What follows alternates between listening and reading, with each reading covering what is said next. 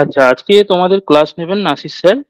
Nasir sir বেশ কয়েক বছর এডুকেশন কলেজ মুর্শিদাবাদে আহ, পড়িয়েছেন এবং উনি এখন আলিয়া ইউনিভার্সিটিতে গবেষণারত, এডুকেশন বিষয়ে গবেষণা করছেন।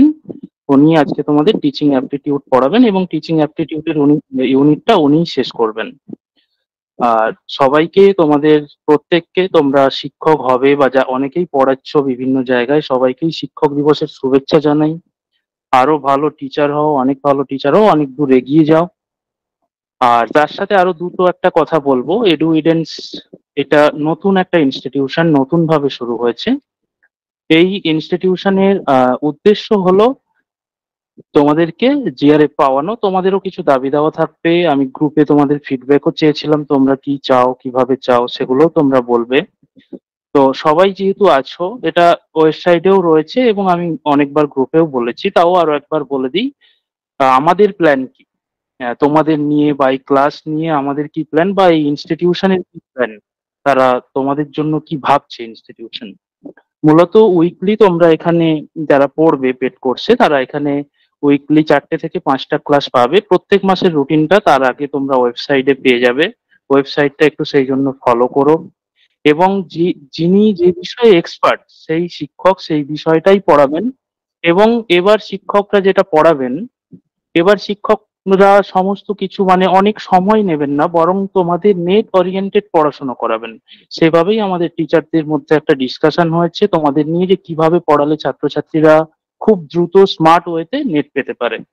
তো শিক্ষকরা নেট যে পয়েন্ট গুলো থেকে নেটে বেশি কোশ্চেন আসে, সেই জায়গাগুলো, সেই কন্টেন্ট গুলো আগে তোমাদের সামনে তুলে ধরবেন। তারপরে সময় থাকলে অন্যান্য কন্টেন্টে যাবেন।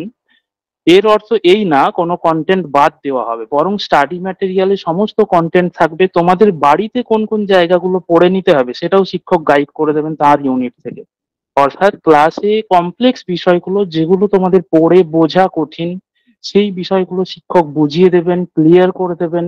সেখান থেকে প্রশ্ন উত্তর আলোচনা করে দেবেন। এবং প্রত্যেক ক্লাসের পরে, অর্থাৎ তার পরের দিন, তোমরা সেই ক্লাস থেকে একটা মক টেস্ট দিতে পারবে। সেটা আমাদের অ্যাপসের থ্রু দিতে পারবে। অর্থাৎ অ্যাপসে আজকে যে ক্লাসটা হবে তার মক টেস্ট তোমরা কালকে দিতে পারবে আজকের ক্লাসের ওপর। এবার তোমাদের বাড়িতে তোমরা 1 সপ্তাহ নিজেদের সঙ্গে কাটাবে, এখানেও প্রায় প্রতিদিন ক্লাস হবে, 4 থেকে 5 দিন ক্লাস হওয়া মানে। তাছাড়াও তোমরা বাড়িতে যেটুকু সময় থাকবে, যে যেটুকু সময় পাবে, সেই সময়টা কিভাবে ইউটিলাইজ করবে, কোন জায়গাগুলো পড়বে নেটের জন্য, কোনখান থেকে কোশ্চেন সলভ করবে, কি কি কোশ্চেন সলভ করবে, কিভাবে ভাববে, এই জায়গাগুলো সমস্ত টিচার তার ইউনিট থেকে ক্লিয়ার করে দেবেন। তার সাথে সাথে আহ, তোমাদের যদি কোনো ডাউট থেকে যায়, তার জন্যও তোমরা সুযোগ পাবে। কখনো এক্সট্রা ক্লাস হবে, ডাউট ক্লিয়ারিং ক্লাস হবে, সেখানে তোমাদের সারা সপ্তাহ ধরে যা পড়া হলো বা সারা মাসে কোথাও কিছু ডাউট থেকে থাকলে, বা তোমরা আগের থেকে মেসেজে জানিয়ে রাখলে, সেগুলো আলোচনা করে দেওয়া হবে। এই হচ্ছে বিষয়। এবং এবং আমি তোমাদের বলবো যেটা, তোমরা শুধুমাত্র নেটকে টার্গেট করো না। কারণ এখন নেট পাচ্ছে অনেকেই, কিন্তু তুমি যদি জিআরএফটা এনকেস করতে পারো, জিআরএফটাকে টার্গেট করো এবং সেটা পেতে পারো, তাহলে তোমার একটা ফিনান্সিয়াল সাপোর্ট, ফিনান্সিয়াল অ্যাসিস্ট্যান্ট তৈরি হবে, যেটা তোমাকে মোটিভেট করবে, পুশ আপ করবে তোমার রিসার্চে।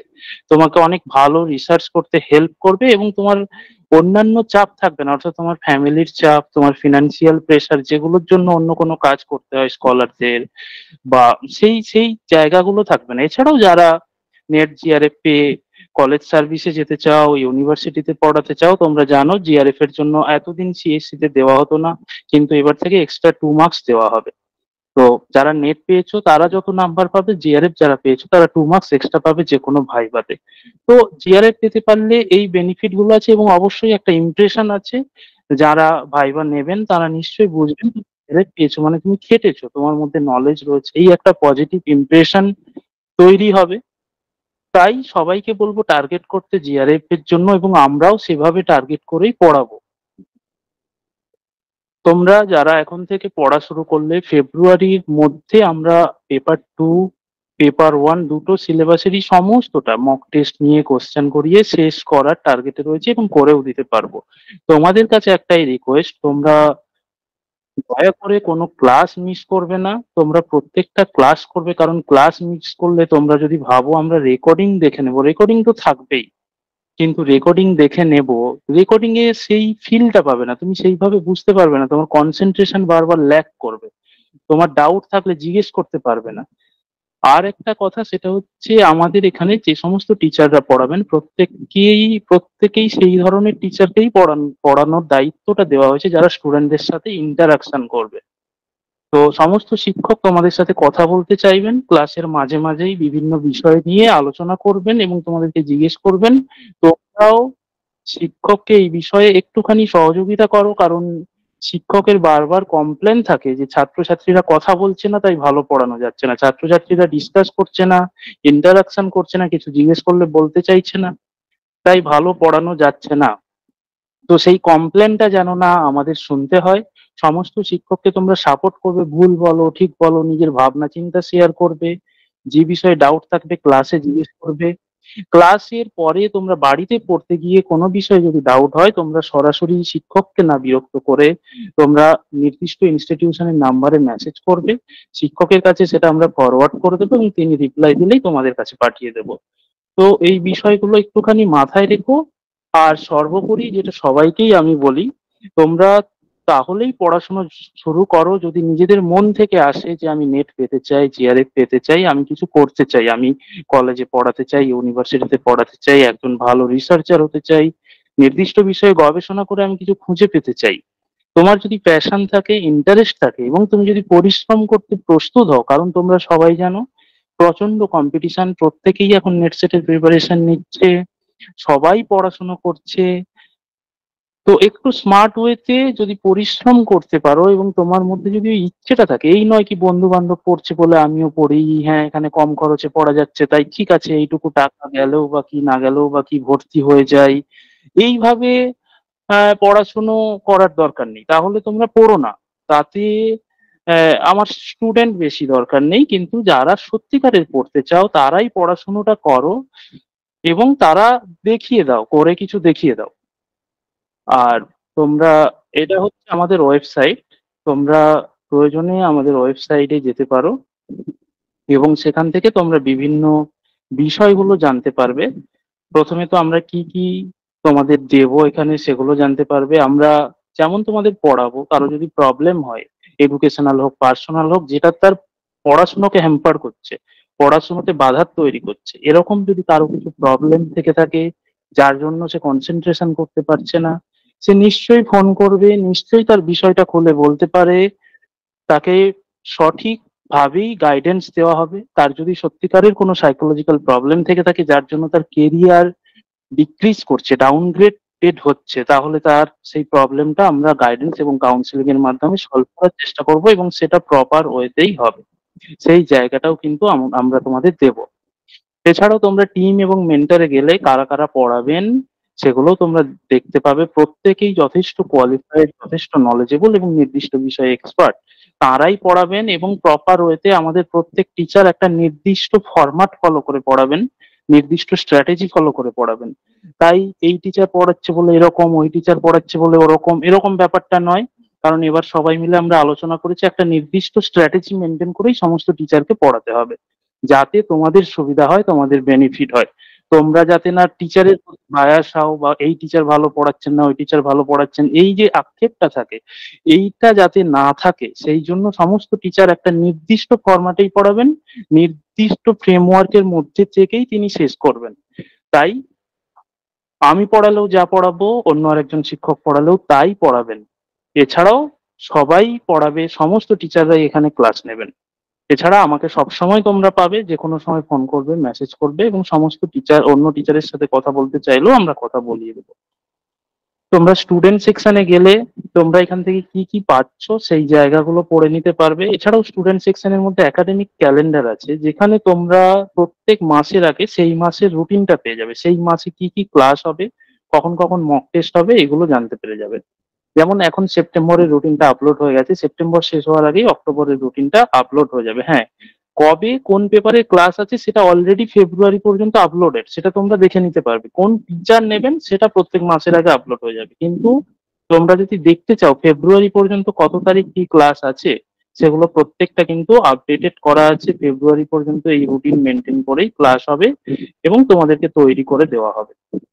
এছাড়াও তোমরা কোর্সের মধ্যে গেলে দেখতে পাবে কোন মাসে কতগুলো করে ক্লাস আছে পেপার 1 এর এবং পেপার 2 এর, সেই অনুযায়ী ক্লাস হবে।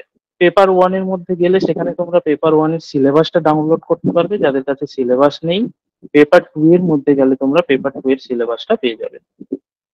এডুকেশন এবং সংস্কৃত আপাতত এই দুটো পেপারই আমাদের এখানে পড়ানো হবে পেপার 2 এ। ছাড়া পেপার 1 এ যে কোনো সাবজেক্টের ছেলে মেয়ে পড়তে পারো।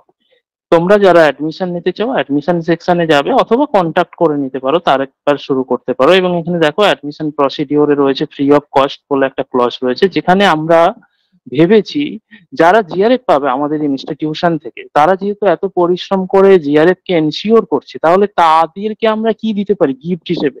তাদেরকে গিফট হিসেবে আমরা পুরো কোর্স ফিটা 100% তাদেরকে ফেরত দিয়ে দেবো। অর্থাৎ আমাদের কাছে পড়তে পড়তে যে সমস্ত ছেলে মেয়েরা জিআরএফ এনশিওর করতে পারবে, জিআরএফ পেতে পারবে, তারা যত টাকা দিয়ে অ্যাডমিশন নেবে পুরো টাকাটা আমরা তাদেরকে ফিরিয়ে দেবো। তাই তাদের কোনো টাকা লাগছে না, সেটাকেই ফ্রি অফ কস্ট হিসেবে ক্লজ দেওয়া রয়েছে। তাদেরকে গিফট হিসেবে আমরা সেটা কোনো একটা প্রোগ্রামের মাধ্যমে হোক তাদেরকে সেই টাকাটা তুলে দেবো। এছাড়া বাকি কোর্স ফিস গুলো তোমরা জানো, পেপার 1 এর জন্য আমরা 3,500 টাকা নিচ্ছি, পেপার 2 এর জন্য 3,999 টাকা নিচ্ছি, এবং যারা পেপার 1 পেপার 2 দুটোই পড়ছে তাদের কাছ থেকে 6,500 টাকা নিচ্ছি।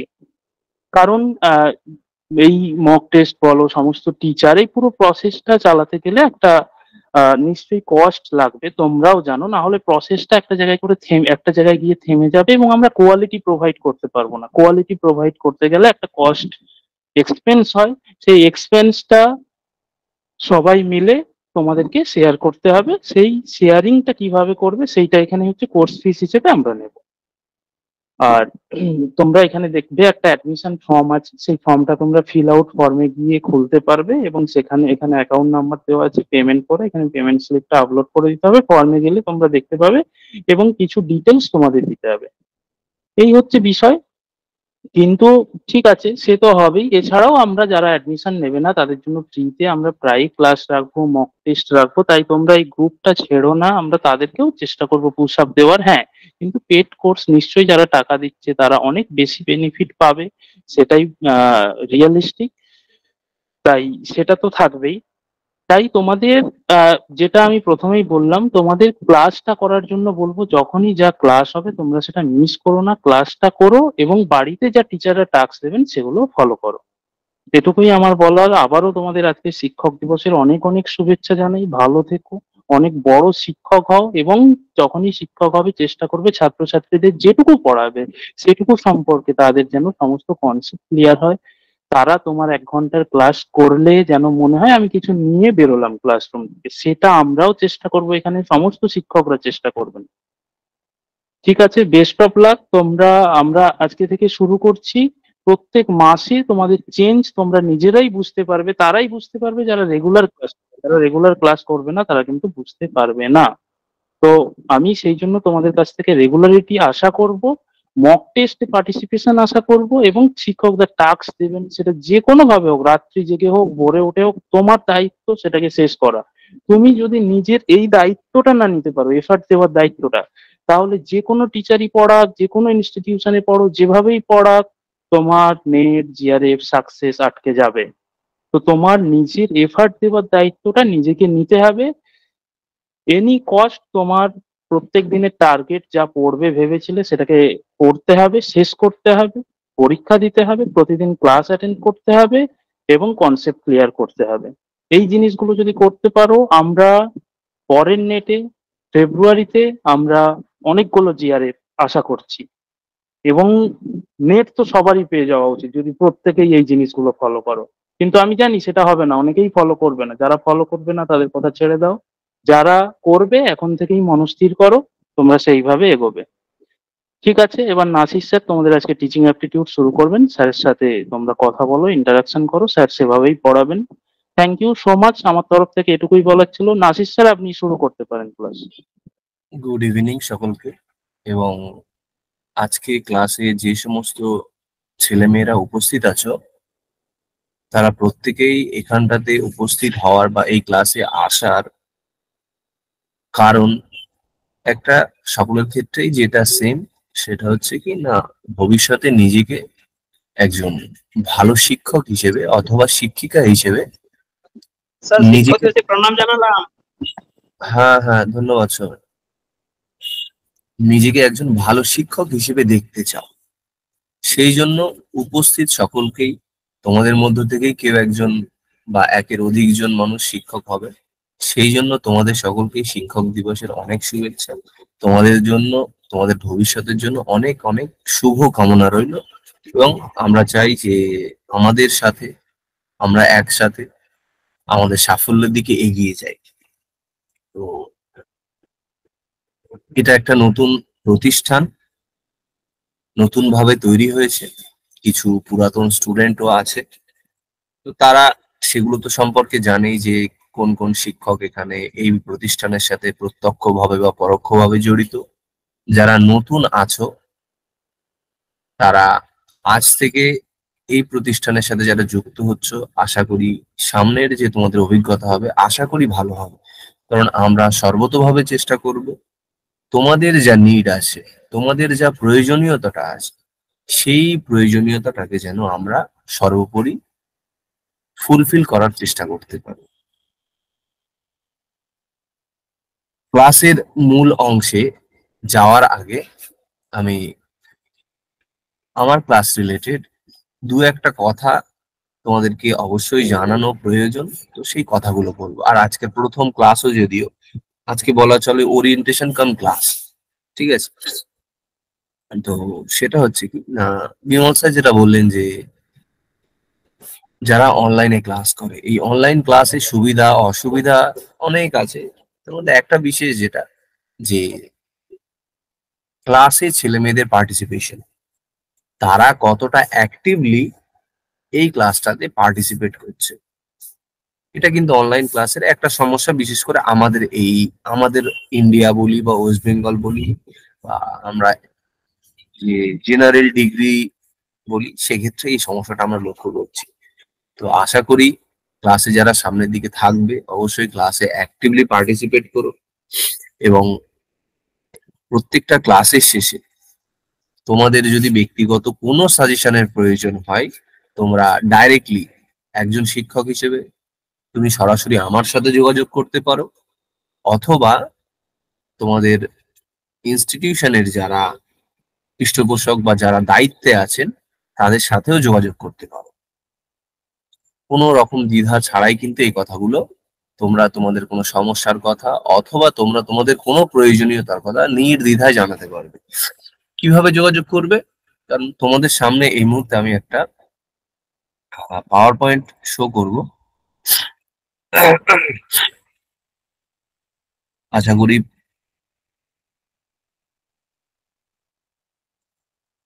আশা করি তোমরা প্রত্যেকেই তোমাদের স্ক্রিনে একটা পাওয়ার পয়েন্ট দেখতে পাচ্ছ, আশা করি।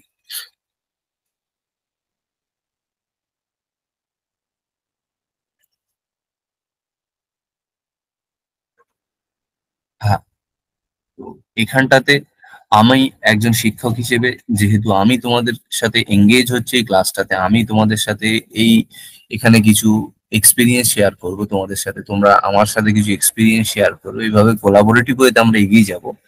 যদি আমার কাছে কোনো প্রশ্ন থাকে, তোমরা আমার মেল আইডি, আমার ফোন নাম্বার দুটোই থাকছে, তোমরা এটাতে আমার সাথে নির্দ্বিধায় যোগাযোগ করতে পারো।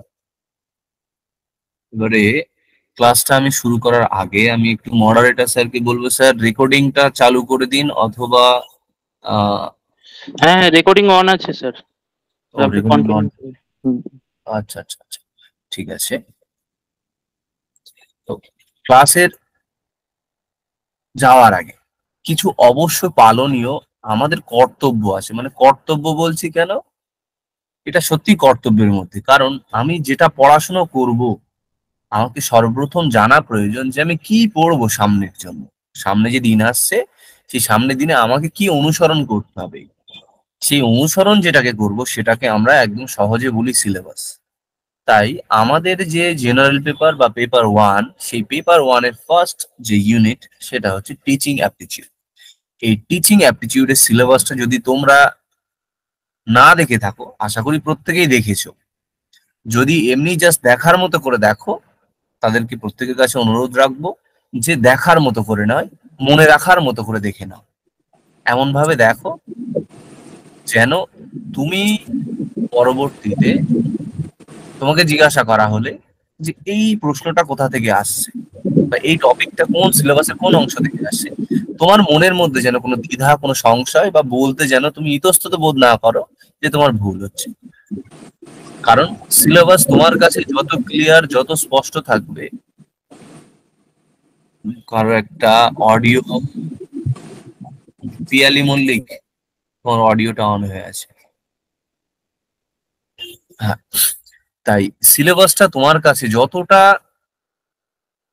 একদম স্বচ্ছ স্পষ্ট থাকবে তোমার মনের কাছে বা তোমার কাছে, তোমার সামনের পথটা যেতে তত সুবিধা হবে। ঠিক আছে, সেই কারণে আমরা এখানটাতে একদম তোমাদের স্লাইডের শুরুতেই থাকবে আমাদের সিলেবাস। এখানটাতে কি কি আছে তোমরা প্রত্যেকেই জানো, যেহেতু আমাদের ক্লাস আজকে ইন্ট্রোডাক্টরি ক্লাস, তাই আমরা শুরুতে একটু বলে নেবো যে এই যে টিচিং অ্যাপটিটিউড, এর মধ্যে আমরা কি কি পড়বো, কি কি পড়তে পারি, কোন কোন বিষয়গুলো আমাদের সিলেবাসে দেওয়া আছে। একদম ফার্স্টে যেটা আসবে সেটা হচ্ছে প্রথম বুলেটে যেটা আসবে সেটা হচ্ছে teaching, concept of teaching. Say teaching এর সাথে টিচিং কাকে বলে, তার বৈশিষ্ট্য, লেভেলস অফ টিচিং বলে একটা পার্ট থাকবে। নেক্সটে থাকবে লার্নার্স ক্যারেক্টারিস্টিক্স, অর্থাৎ তুমি যে একজন শিক্ষক হবে, নেট সেট হয়ে যাওয়া মানে তুমি একজন শিক্ষক হওয়ার জন্য তুমি প্রস্তুত। তুমি যখন ক্লাসরুমে যাবে, তোমাকে একজন শিক্ষার্থীর কোন কোন গুণ, কোন কোন বৈশিষ্ট্য তোমাকে জানতে হবে, তোমাকে বুঝতে হবে। তোমার কাছে যেন একজন শিক্ষার্থী সম্পর্কে তাকে দেখে যেন তার কাছে তোমার বা তার সাথে ইন্টারাকশনের মাধ্যমে যেন তোমার কাছে একটা স্পষ্ট ধারণা তৈরি হয়। ওই জন্য লার্নার ক্যারেক্টারিস্টিক্স আমরা এখান থেকে জানবো যে আমি যে সমস্ত স্টুডেন্টদেরকে পড়াতে যাব, যাদের সাথে আমি ইন্টারাক্ট করব, আদতে তারা কেমন, তাদের ক্যারেক্টারিস্টিক্স, তাদের গুণ, তাদের বৈশিষ্ট্যকে আমাকে জানতে হবে। যেই জন্য আমাদের সেকেন্ড সাব ইউনিটে থাকছে লার্নার্স ক্যারেক্টারিস্টিক্স। থার্ডে থাকছে ফ্যাক্টরস অ্যাফেক্টিং টিচিং রিলেটেড, অর্থাৎ যে প্রতিষ্ঠানে বা ইনস্টিটিউশনে যে টিচিং লার্নিংটা হবে, সেই টিচিং লার্নিং অর্থাৎ টিচার আর স্টুডেন্টের যে ইন্টারাকশন, সেই ইন্টারাকশনকে আরো বেশি এফেক্টিভ করে তুলবে, বা লার্নিং যে আউটকামস গুলো আছে, আউটকাম বা লার্নিং আউটকাম যা আছে, সেই লার্নিং আউটকামস কে কিভাবে আরো বেটার করা যায়, এর জন্য প্রয়োজন কিছু সাপোর্টিং ম্যাটেরিয়ালস, যেটাকে আমরা বলবো ফ্যাক্টরস অ্যাফেক্টিং টিচিং। হ্যাঁ, এবারে এখানে লার্নার থাকছে, টিচার থাকছে, তার সাথে সাথে যেটা এই টপিকের মেন বিষয় সেটা হচ্ছে সাপোর্ট মেটেরিয়াল বা ইনস্ট্রাকশনাল ফেসিলিটিস। আমরা একজন স্টুডেন্টকে কি ধরনের ফেসিলিটিস প্রোভাইড করছি, বা একটা প্রতিষ্ঠানে কি ধরনের ফেসিলিটিস স্টুডেন্টের জন্য থাকা উচিত, যেটা তাদের টিচিং লার্নিং বা লার্নিং কে আরো বেশি ইনফ্লুয়েন্স করতে পারে। নেক্সটে থাকছে একজন শিক্ষক হিসেবে তুমি, আমরা বলি যে বর্তমানে যে টিচিং লার্নিং সেটা বড্ড বেশি ডায়নামিক, গতিশীল, পরিবর্তনশীল। কেন না, সময়ের সাথে সাথে আমাদের সোসাইটি চেঞ্জ হচ্ছে, সোসাইটির পরিবর্তনের সাথে সাথে অ্যাজ এ হিউম্যান বিং আমরা প্রত্যেকে বিভিন্ন রকম ভাবে সেই সোসাইটি চেঞ্জের দ্বারা ইনফ্লুয়েন্স হচ্ছি। এবং তারপরেও টেকনোলজিক্যাল এনহ্যান্সমেন্ট বা অ্যাডভান্সমেন্ট, টেকনোলজি এত দ্রুত পরিবর্তন হচ্ছে বা টেকনোলজি এত দ্রুত এগিয়ে যাচ্ছে, সেই সুযোগটাকে, সেই সুবিধাটাকে টিচিং লার্নিং এ আমরা কিভাবে অ্যাপ্লাই করে টিচিং লার্নিং কে আরো বেশি ফ্রুটফুল করে তুলতে পারি, তার জন্য প্রয়োজন কি না ডিফারেন্ট টাইপস অফ মেথডস। আমরা গতানুগতিক যে মেথড জানি, আমরা বেসিক্যালি লেকচার মেথড জানি, কিন্তু বর্তমান সময়ে এই ফেস টু ফেস মোডের যে লেকচার মেথড, সেই লেকচার মেথড ছাড়াও বর্তমান সময়ে বিভিন্ন ধরনের মেথডস আছে। আমরা সেই মেথডস কে বেসিক্যালি দুই ভাবে ভাগ করতে পারি, একটা হচ্ছে টিচার সেন্টার্ড আর একটা লার্নার সেন্টার্ড।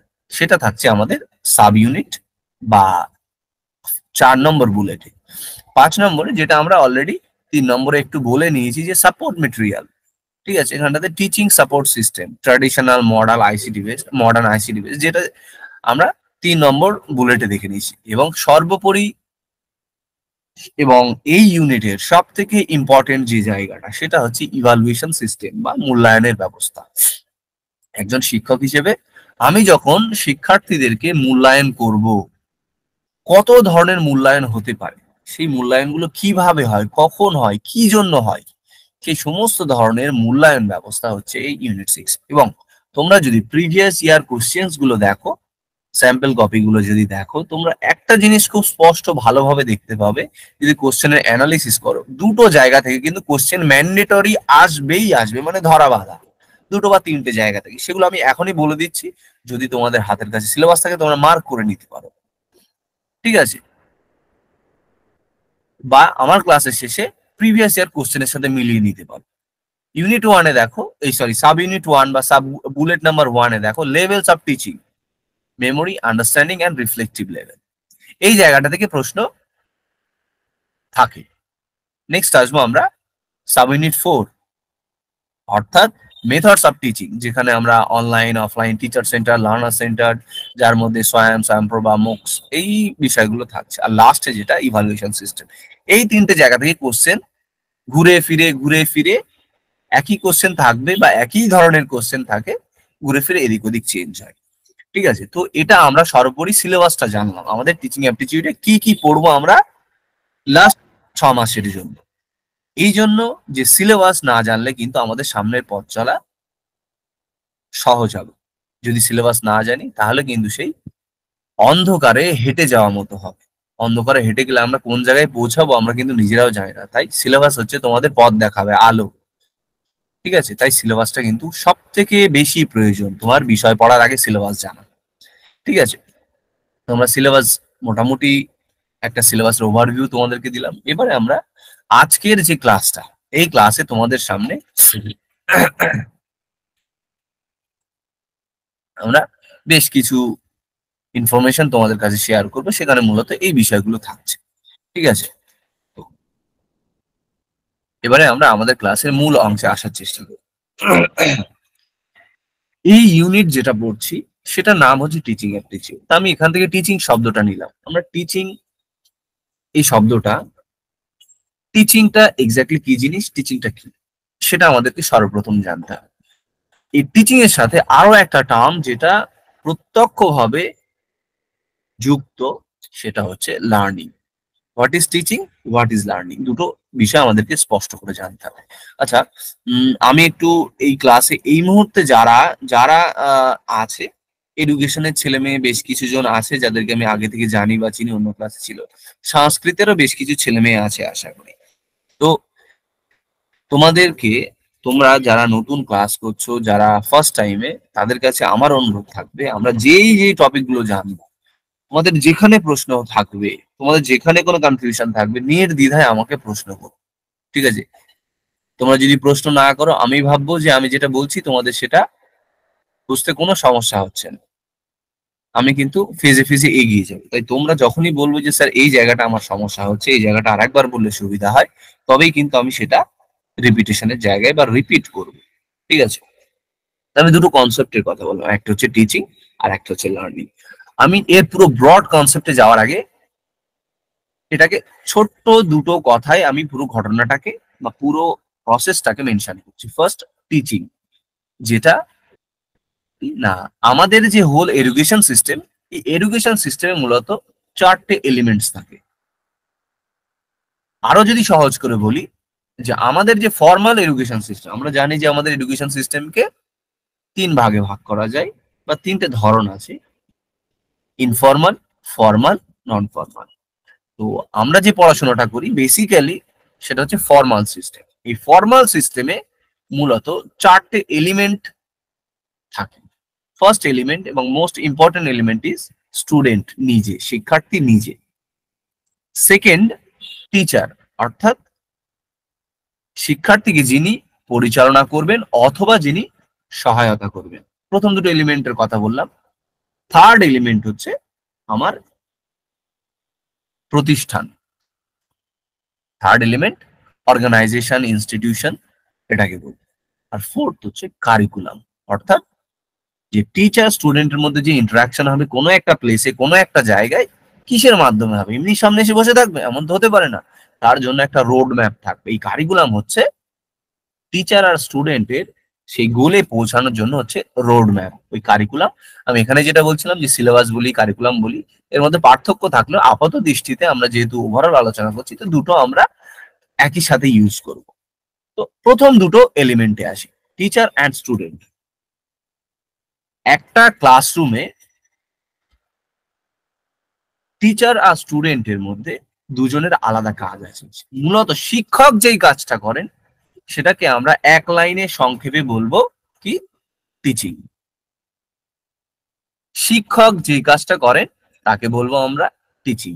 এবং এবং শিক্ষক যে সমস্ত অ্যাক্টিভিটি ক্লাসরুমের মধ্যে পারফর্ম করছেন তার এফেক্টে, তার ফলস্বরূপ শিক্ষার্থীর মধ্যে বা শিক্ষার্থীর যে চেঞ্জ আসছে, বা শিক্ষার্থীর মধ্যে বা শিক্ষার্থী যেটাকে শিখছে সেটাকে আমরা যদি বলবো কি না লার্নিং।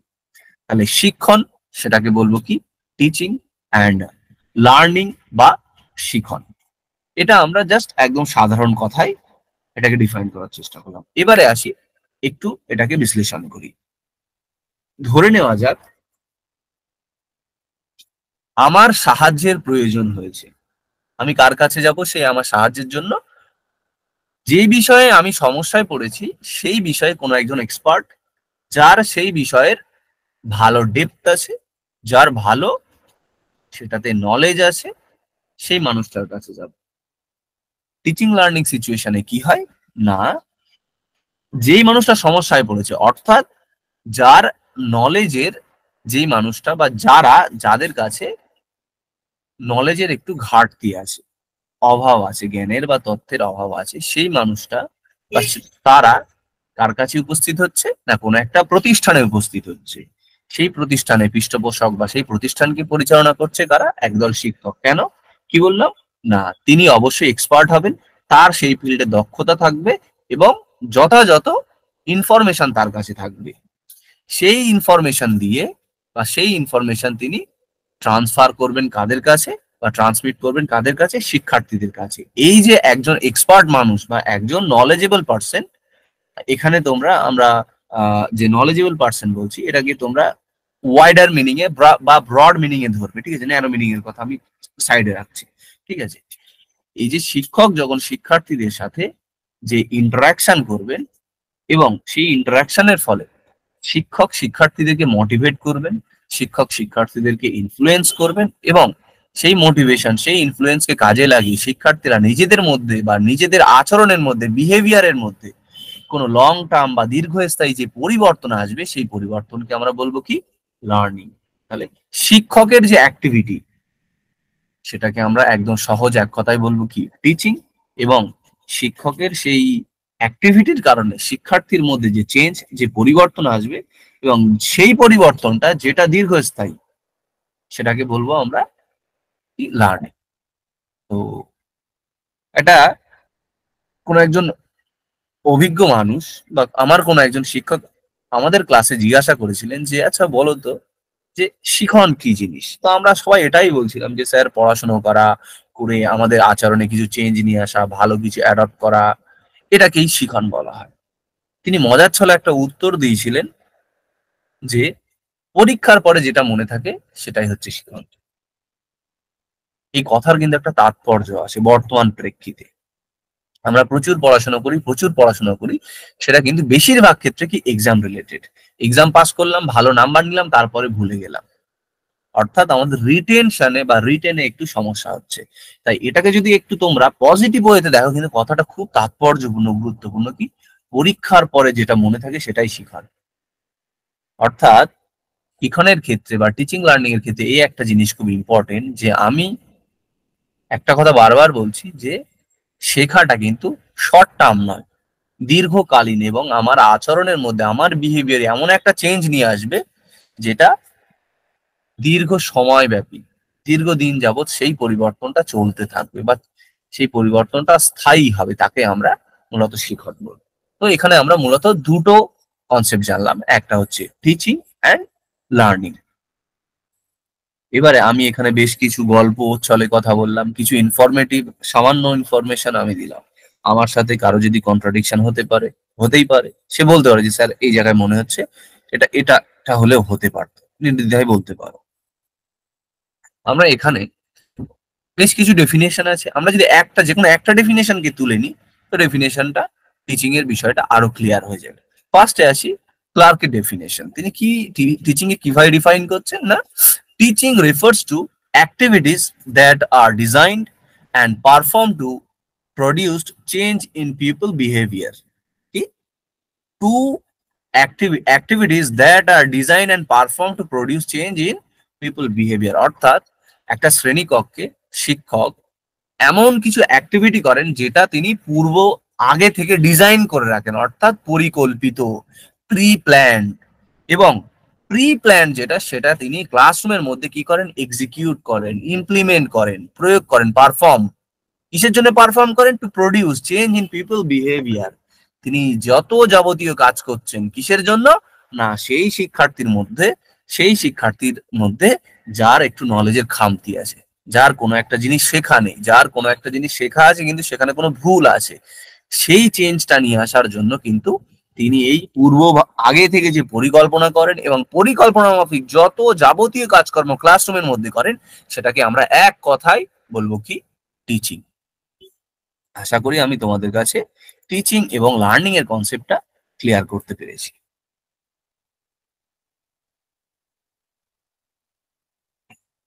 এবারে এখানে তিনটে কনসেপ্ট আসে, আমরা টিচিং কে তিনটে পার্সপেক্টিভসে দেখি, তিনটে ভিউজ থেকে দেখতে পারি। ফার্স্ট হচ্ছে অথরিটেরিয়ান, ডেমোক্রেটিক অ্যান্ড লেইসেস-ফেয়ার। এই তিনটে কনসেপ্ট কি জিনিস?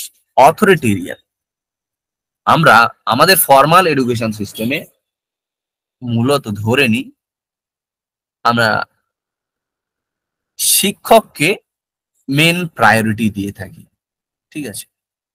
তো শিক্ষকের প্রায়োরিটির উপর ভিত্তি করে এই আমরা ভিউ পয়েন্টটা এখানে উপস্থাপন করার চেষ্টা করছি। আমি ফার্স্ট আসে অথরিটেরিয়ান, অর্থাৎ শিক্ষক যিনি থাকবেন তিনি হচ্ছেন অথরিটির রোল প্লে করবেন। যাবতীয় নির্দেশ, যাবতীয় পথ নির্দেশ, যাবতীয় সিদ্ধান্ত তিনিই নেবেন এবং তার নির্দেশ মতো, তার সিদ্ধান্ত মতো শিক্ষার্থীরা পরিচালিত হবে। এটাকে বলবো কি, authoritarian view point of teaching.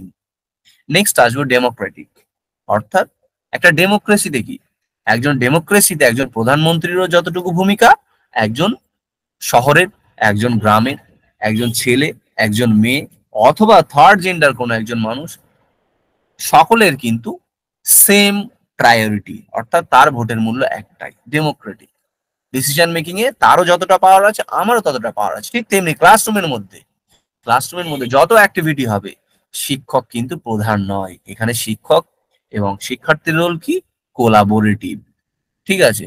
সকলে সমান, তারা একে অপরের সাথে ইন্টারঅ্যাক্ট করেন, একে অপরের সাথে ওপেন কমিউনিকেশন করেন।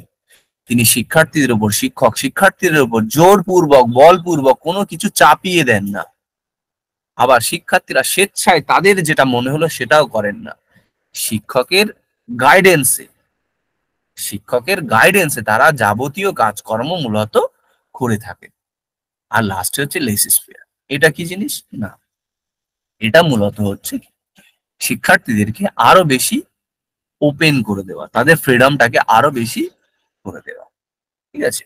শিক্ষক এখানে কি, শিক্ষার্থীদেরকে তাদের মতো করে ছেড়ে দিলেন। অর্থাৎ এটা যদি আমরা বলি গবেষণার স্তরে যখন ছেলেমেয়েরা এসে পৌঁছায় বা মাস্টার্স এর স্তরে এসে যখন ছেলেমেয়েরা পৌঁছায়, তখন শিক্ষকের একটা কি ধারণা থাকে, আহ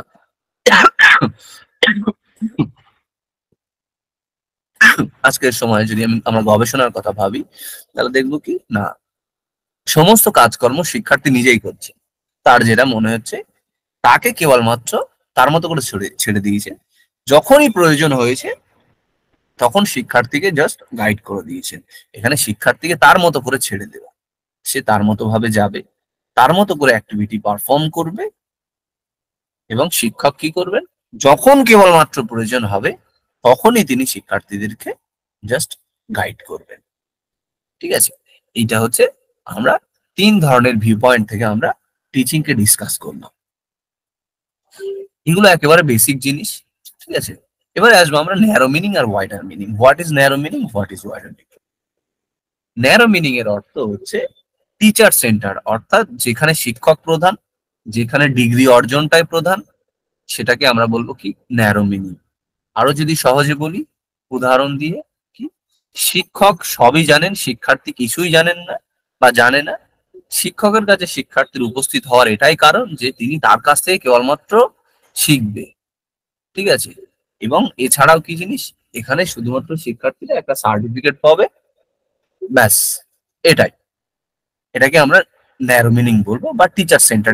এটা one type of teacher centre method. তাহলে ওয়াইডার মিনিং কি? ওয়াইডার মিনিং হচ্ছে এখানে কেবলমাত্র যে একটা সার্টিফিকেট নেব ওটাই শিক্ষার মেন গোল নয়, বা শিক্ষকই এখানে প্রধান ওটাই মেন গোল। এখানে কি না, এইখানটাতে শিক্ষাটা অনেক বেশি ওপেন, অনেক বেশি স্টুডেন্ট সেন্টার। কেন না, এখানে শুধুমাত্র ডিগ্রি নয়, এই ডিগ্রির সাথে সাথে বা পুঁথিগত তথ্যের সাথে সাথে একজন মানুষকে কিভাবে আদর্শ মানুষ হিসেবে গড়া যায়, সে একজন সমাজের কতটা কাজে আসতে পারে, সে দেশের জন্য কতটা প্রোডাক্টিভ, বা ওভারঅল যদি বলি অ্যাজ একজন গুড হিউম্যান বিইং হিসেবে তাকে প্রডিউস করা বা মানুষ হয়ে ওঠা, এটা হচ্ছে ওয়াইডার মিনিং। অর্থাৎ যে শিক্ষার সাহায্যে একজন শিক্ষার্থীকে আমরা সর্বগুণ সম্পন্ন করে তৈরি করতে পারবো, প্রস্তুত করতে পারবো, বা শেখা কেবলমাত্র যে ডিগ্রি অর্জন নয়, অর্থাৎ জন্ম থেকে, জন্মের পর মুহূর্ত থেকে বা নিজের বোধ বুদ্ধি জ্ঞান হওয়ার থেকে মৃত্যুর আগের দিন পর্যন্ত আমরা পুঁথিগত, চোখে দেখে কানে শুনে প্রত্যক্ষ পরোক্ষ যত রকম ভাবেই শিখি না কেন, সেটাকে আমরা বলবো কি ওয়াইডার মিনিং অফ এডুকেশন। আমরা এখানে বেশ চারটে বা পাঁচ ছটা বেশ কনসেপ্ট ডিসকাস করেছি। কারো কোনো জায়গায় কোনো কোশ্চেন থাকলে বা কোশ্চেন থাকলে আমাকে নির্দ্বিধায় জিজ্ঞাসা করতে পারো। এগুলো একেবারেই সহজ জিনিস, বেসিক জিনিস, কারণ বেসিক জিনিসটাকে আমাদের প্রথমে একটু ভালো জানতে হবে। আমরা একটু প্রথমটাতে একটু স্লোই চলছি, আমরা এটাকে আবার স্পিডটা বাড়িয়ে ব্যালেন্স করে নেব। নেচার অফ টিচিং, টিচিং এর প্রকৃতি, গুণ, বৈশিষ্ট্য কি কি হতে পারে। ফার্স্টে আসি, teaching is an inter process. Inter process কেন না, টিচিং কেবলমাত্র শিক্ষককে নিয়ে নয়, এখানে শিক্ষকের সাথে সাথে কি না একজন বা একের অধিক শিক্ষার্থীও থাকেন। তাই এখানে পুরো প্রসেসটা একজনকে কেন্দ্র করে ঘুরতে থাকে না, তাই এটা ইন্ট্রা প্রসেস। এখানে টিচারও থাকবেন, স্টুডেন্টও থাকবেন, এবং সকলের সমান রেসপন্সিবিলিটি থাকবে। Next, both teaching is an art and science. কেন বলা হচ্ছে আর্ট অ্যান্ড সায়েন্স? একজন শিক্ষককে একজন শিক্ষককে শুধুমাত্র তথ্যবহুল বা ইনফরমেশন শিক্ষার্থীদের কাছে উপস্থাপন করলে চলবে না। এই তথ্য উপস্থাপনের সাথে সাথেও যেটা তাকে মাথায় রাখতে হবে সেটা হচ্ছে কি, আমি কাদেরকে পড়াচ্ছি, সেই স্টুডেন্টদেরকে জানা, সেই স্টুডেন্টদেরকে বোঝা। এই দুটো যখন একত্রে মিলিত হবে এবং শিক্ষক যখন নিজেকে সময়ের সাথে সাথে আপগ্রেড করবেন, নতুন নতুন মেথড অ্যাপ্লাই করবেন,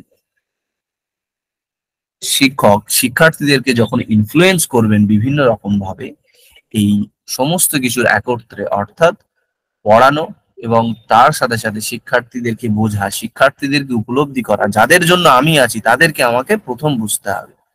ঠিক আছে, তাই আমরা এই দুটোকে একত্রে বলবো, teaching is not a science, not a art. আমরা কি বলবো, teaching is both an art and a science. Next আসি, teaching is a developmental process. একটু আগে আমরা পড়লাম কি ওয়াইডার মিনিং এ, কি না টিচিং এর মেইন গোল হবে একজন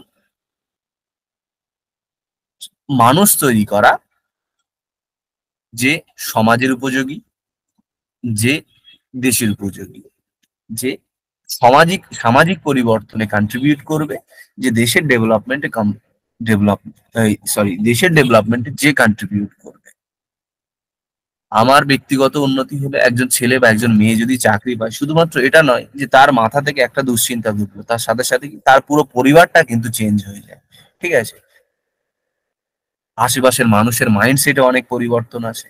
অনেক প্রত্যন্ত অঞ্চল থেকে অনেক ছেলে মেয়ে পড়াশোনা করে, তারা এই বিষয়টা ভালো জানবে। Teaching is a continuous process, life long process.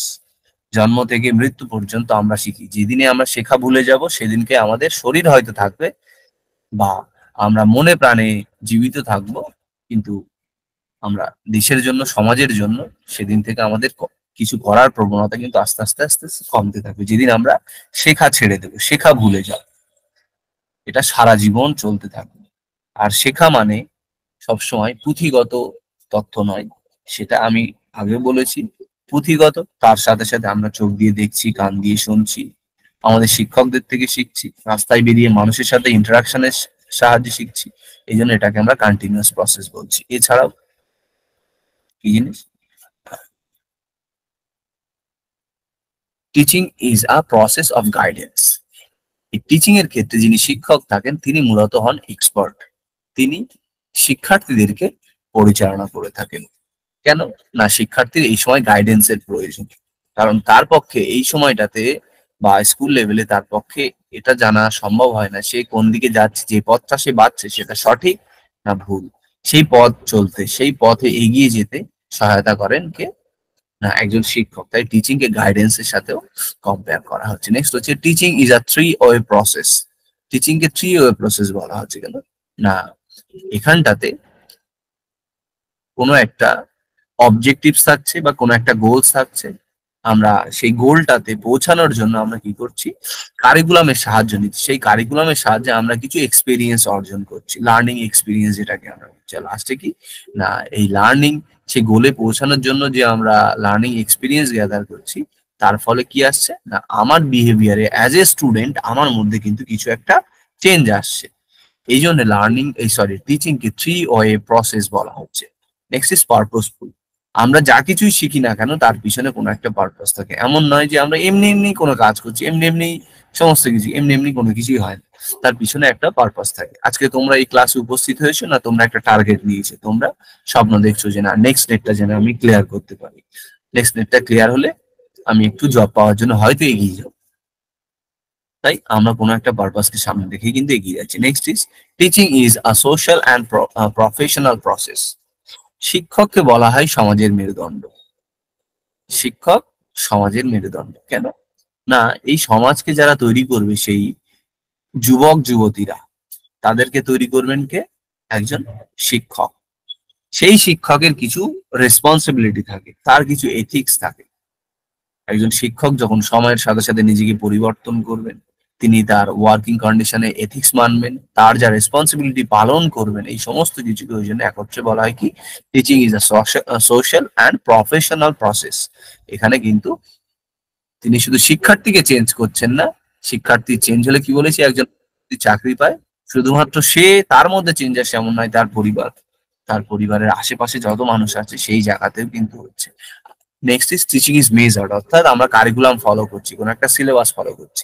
6 মাস পরে তোমাদের পরীক্ষা হবে, সেই পরীক্ষায় সাহায্যে তোমাদেরকে বোঝা যাবে যে তোমরা কতটুকু পড়াশোনা করেছো। টিচিং ইজ মেজার্ড, অর্থাৎ টিচিং কে কিন্তু পরিমাপ করা সম্ভব, পরিমাপ করা যায়, যেটাকে আমরা ইভালুয়েশন বলে থাকি। Next is teaching is formal and informal in process, অর্থাৎ আমরা চার দেওয়ালের মধ্যে যেটা শিখছি সেটাই কেবলমাত্র আমাদের শেখা নয়। শেখা হতে পারে আমি রিক্সায় যাচ্ছি, যেতে যেতে এমন একজন মানুষের সাথে, আমি ট্রেনে যাচ্ছি, আমি বাসে যাচ্ছি, যেতে যেতে এমন কিছু দেখছি যেটা আমার মধ্যে সত্যিই কিছু একটা চেঞ্জ আনতে হেল্প করছে। অথবা আমরা আমাদের বন্ধুদের দেখে শিখি, অথবা সব থেকে যেটা আমি আর বাবা অথবা মা যেভাবে পরিশ্রম করছেন তারা, বা তাদের থেকে নীতি, ন্যায়পরায়ণতা, সততা, এই সমস্ত কিছু কার থেকে শিখছি? আমরা আমাদের বয়োজ্যেষ্ঠদের থেকে, বাবা মায়েদের থেকে, শিক্ষকদের থেকে। তাই টিচিং সবসময় কিন্তু ফর্মাল নয়, তার সাথে সাথে teaching is a formal and informal process.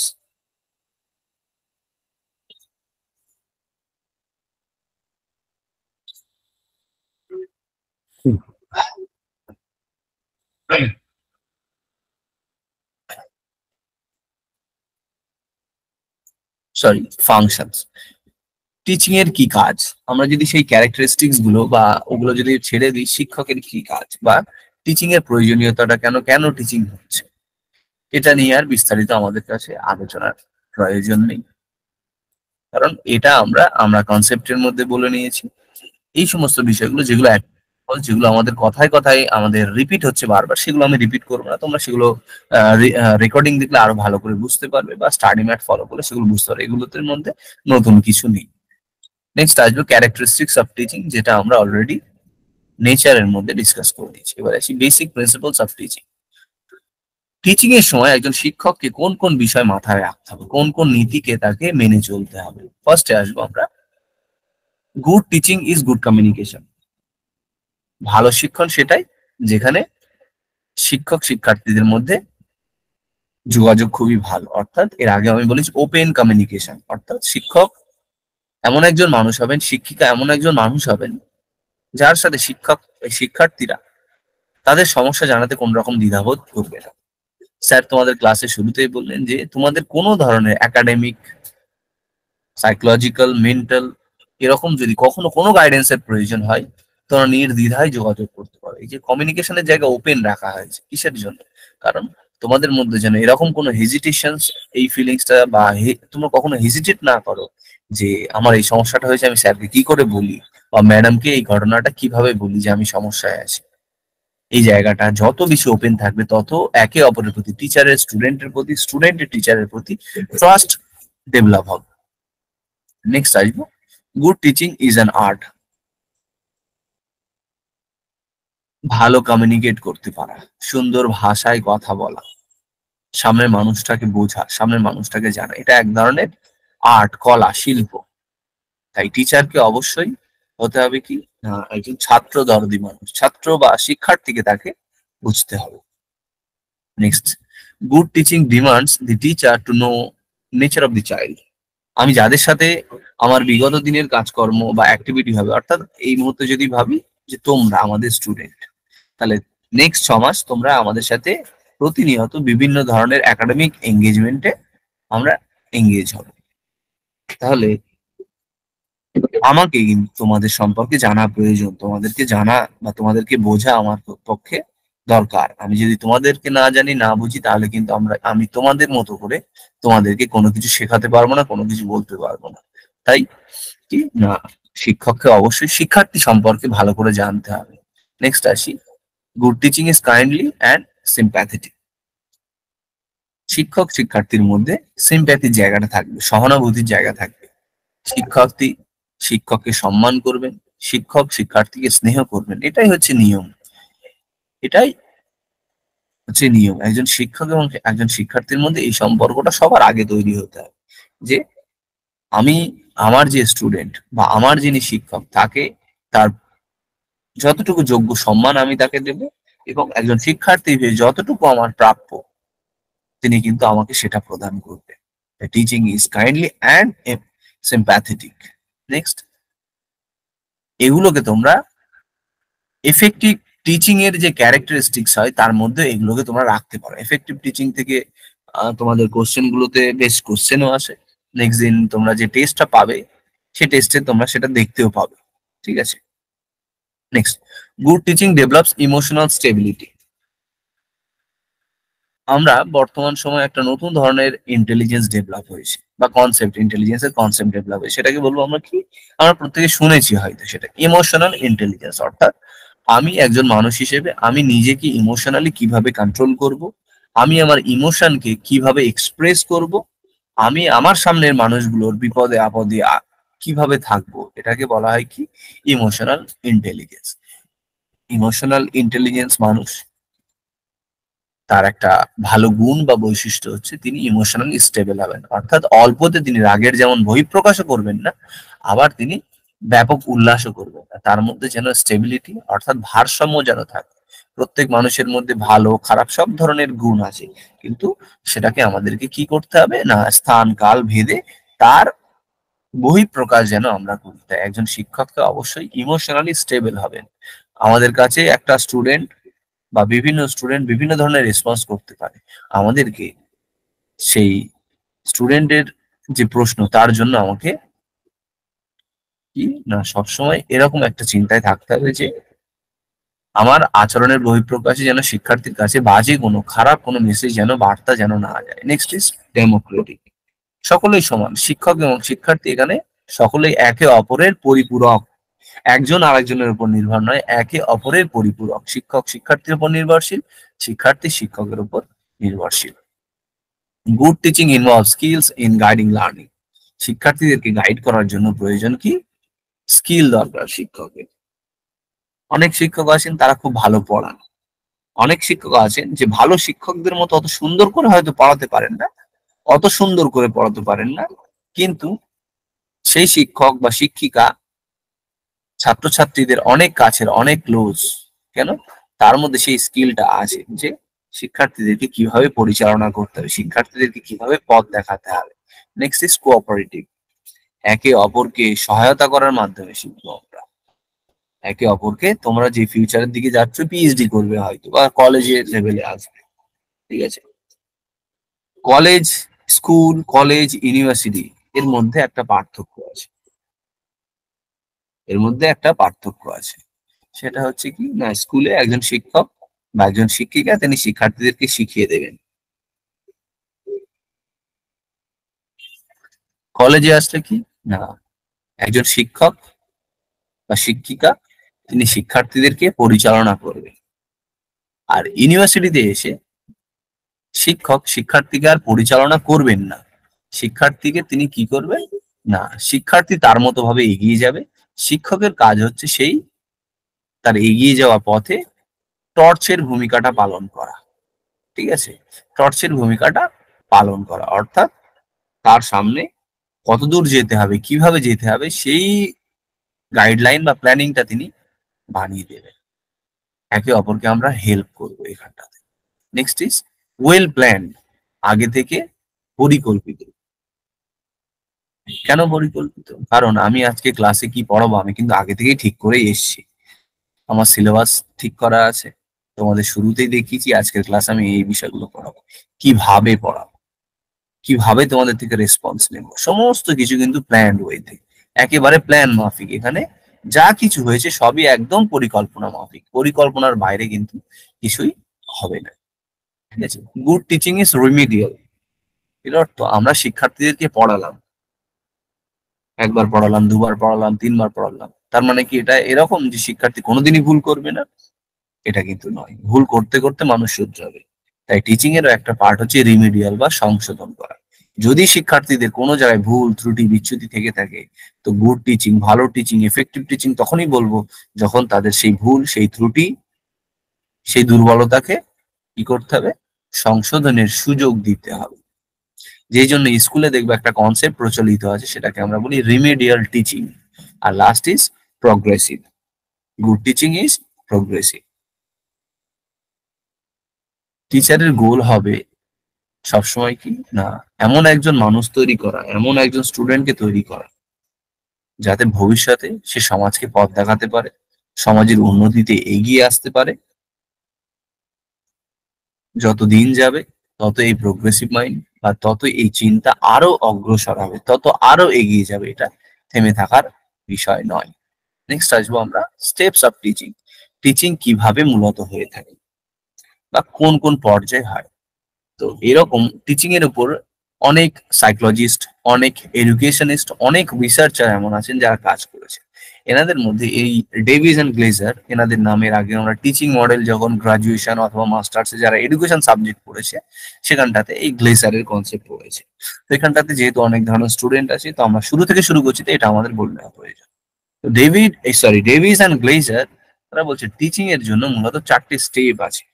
First আসে প্ল্যানিং স্টেজ, অর্থাৎ শিক্ষক কি পড়াবেন, কিভাবে পড়াবেন। অর্থাৎ আরো সহজ করে যদি বলি, ক্লাসরুমে প্রবেশের আগের মুহূর্ত পর্যন্ত শিক্ষকের যত ধরনের প্রিপারেশন আছে সেটাকে আমরা বলবো কি, planning stage. Next is organisation. না, তিনি কিভাবে পুরো ঘটনাকে, পুরো সময়কে কিভাবে প্রপার ওয়েতে ইউটিলাইজ করবে।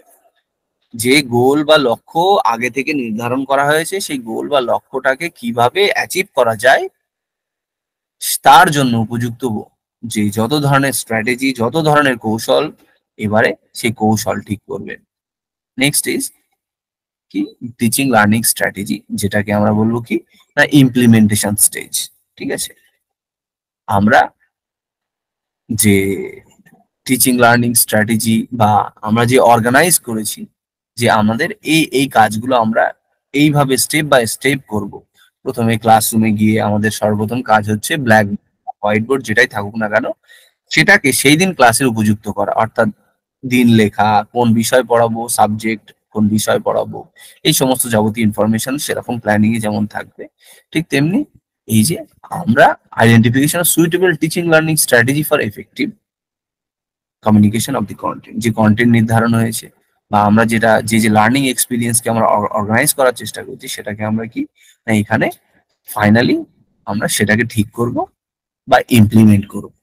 আর লাস্ট ইজ যখন আমাদের কাজকর্ম অর্থাৎ একাডেমিক যে এঙ্গেজমেন্টের শিক্ষার্থীদেরকে শেখানো শিক্ষার্থীদেরকে বোঝানো সেই পর্ব যখন শেষ হবে তখন আমাদেরকে অবশ্যই এমন একটা স্টেজে আসতে হবে, অর্থাৎ শুরু হলে শেষ যে শেষ হবে সেই শেষের জায়গায় এসে আমাদেরকে দেখা যে আমরা শুরুতে যে প্ল্যানিং ঠিক করেছিলাম, যে লার্নিং অবজেক্টিভস আমরা ঠিক করেছিলাম, যেভাবে আমরা লার্নিং এক্সপিরিয়েন্সকে অর্গানাইজ করেছিলাম, যে টিচিং মেথড আমরা বানিয়েছিলাম, স্ট্র্যাটেজি আমরা প্ল্যানিং করেছিলাম এবং ইমপ্লিমেন্ট করেছিলাম, তার ফলাফল হিসেবে আমাদের হাতে কি উঠে এসছে সেই ফলাফলটাকে বিচার করে দেখা।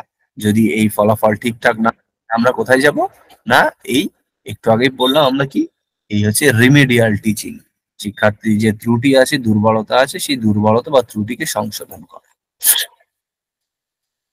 এবারে আসবো আমরা কি না ভ্যারিয়েবলস, আরো সহজে যদি বলি অ্যানাটমি অফ টিচিং। ভ্যারিয়েবল কি জিনিস? এই ভ্যারিয়েবল কে বোঝাতে গেলে আমাকে এটা মূলত রিসার্চের যে স্ট্যাটিস্টিক্স আছে বা আমরা এডুকেশনাল যে রিসার্চ আছে গবেষণা শিক্ষা গবেষণা আছে সেই গবেষণায় মূলত এই ভ্যারিয়েবলের কনসেপ্ট আছে। তো আমরা যদি শুরুতে 3 ধরনের ভ্যারিয়েবলের নামটা জেনে নিই তারপরে আমরা উদাহরণ দিয়ে দিয়ে দেখবো। ফার্স্টে আসি ইন্ডিপেন্ডেন্ট ভ্যারিয়েবল। বাংলায় যদি বলি ভ্যারিয়েবলের বাংলা হচ্ছে চল বা চলক। ঠিক আছে, কি জিনিস ভ্যারিয়েবল? যেটা পরিবর্তিত হয় বা যেটার পরিবর্তন হয় এবং এবং পরিবর্তন হয় অর্থাৎ চেঞ্জেবল বা ডাইনামিক অ্যান্ড মেজারেবল। শিক্ষার্থীর কোনো গুণ কোনো বৈশিষ্ট্য যেটা সময়ের সাথে সাথে পরিবর্তিত হয় এবং সেই পরিবর্তনকে আমরা যখন মেজার করতে পারি পরিমাপ করতে পারি তখন সেটাকে বলা হয় কি ভ্যারিয়েবল। ভ্যারিয়েবল মানে কি বললাম?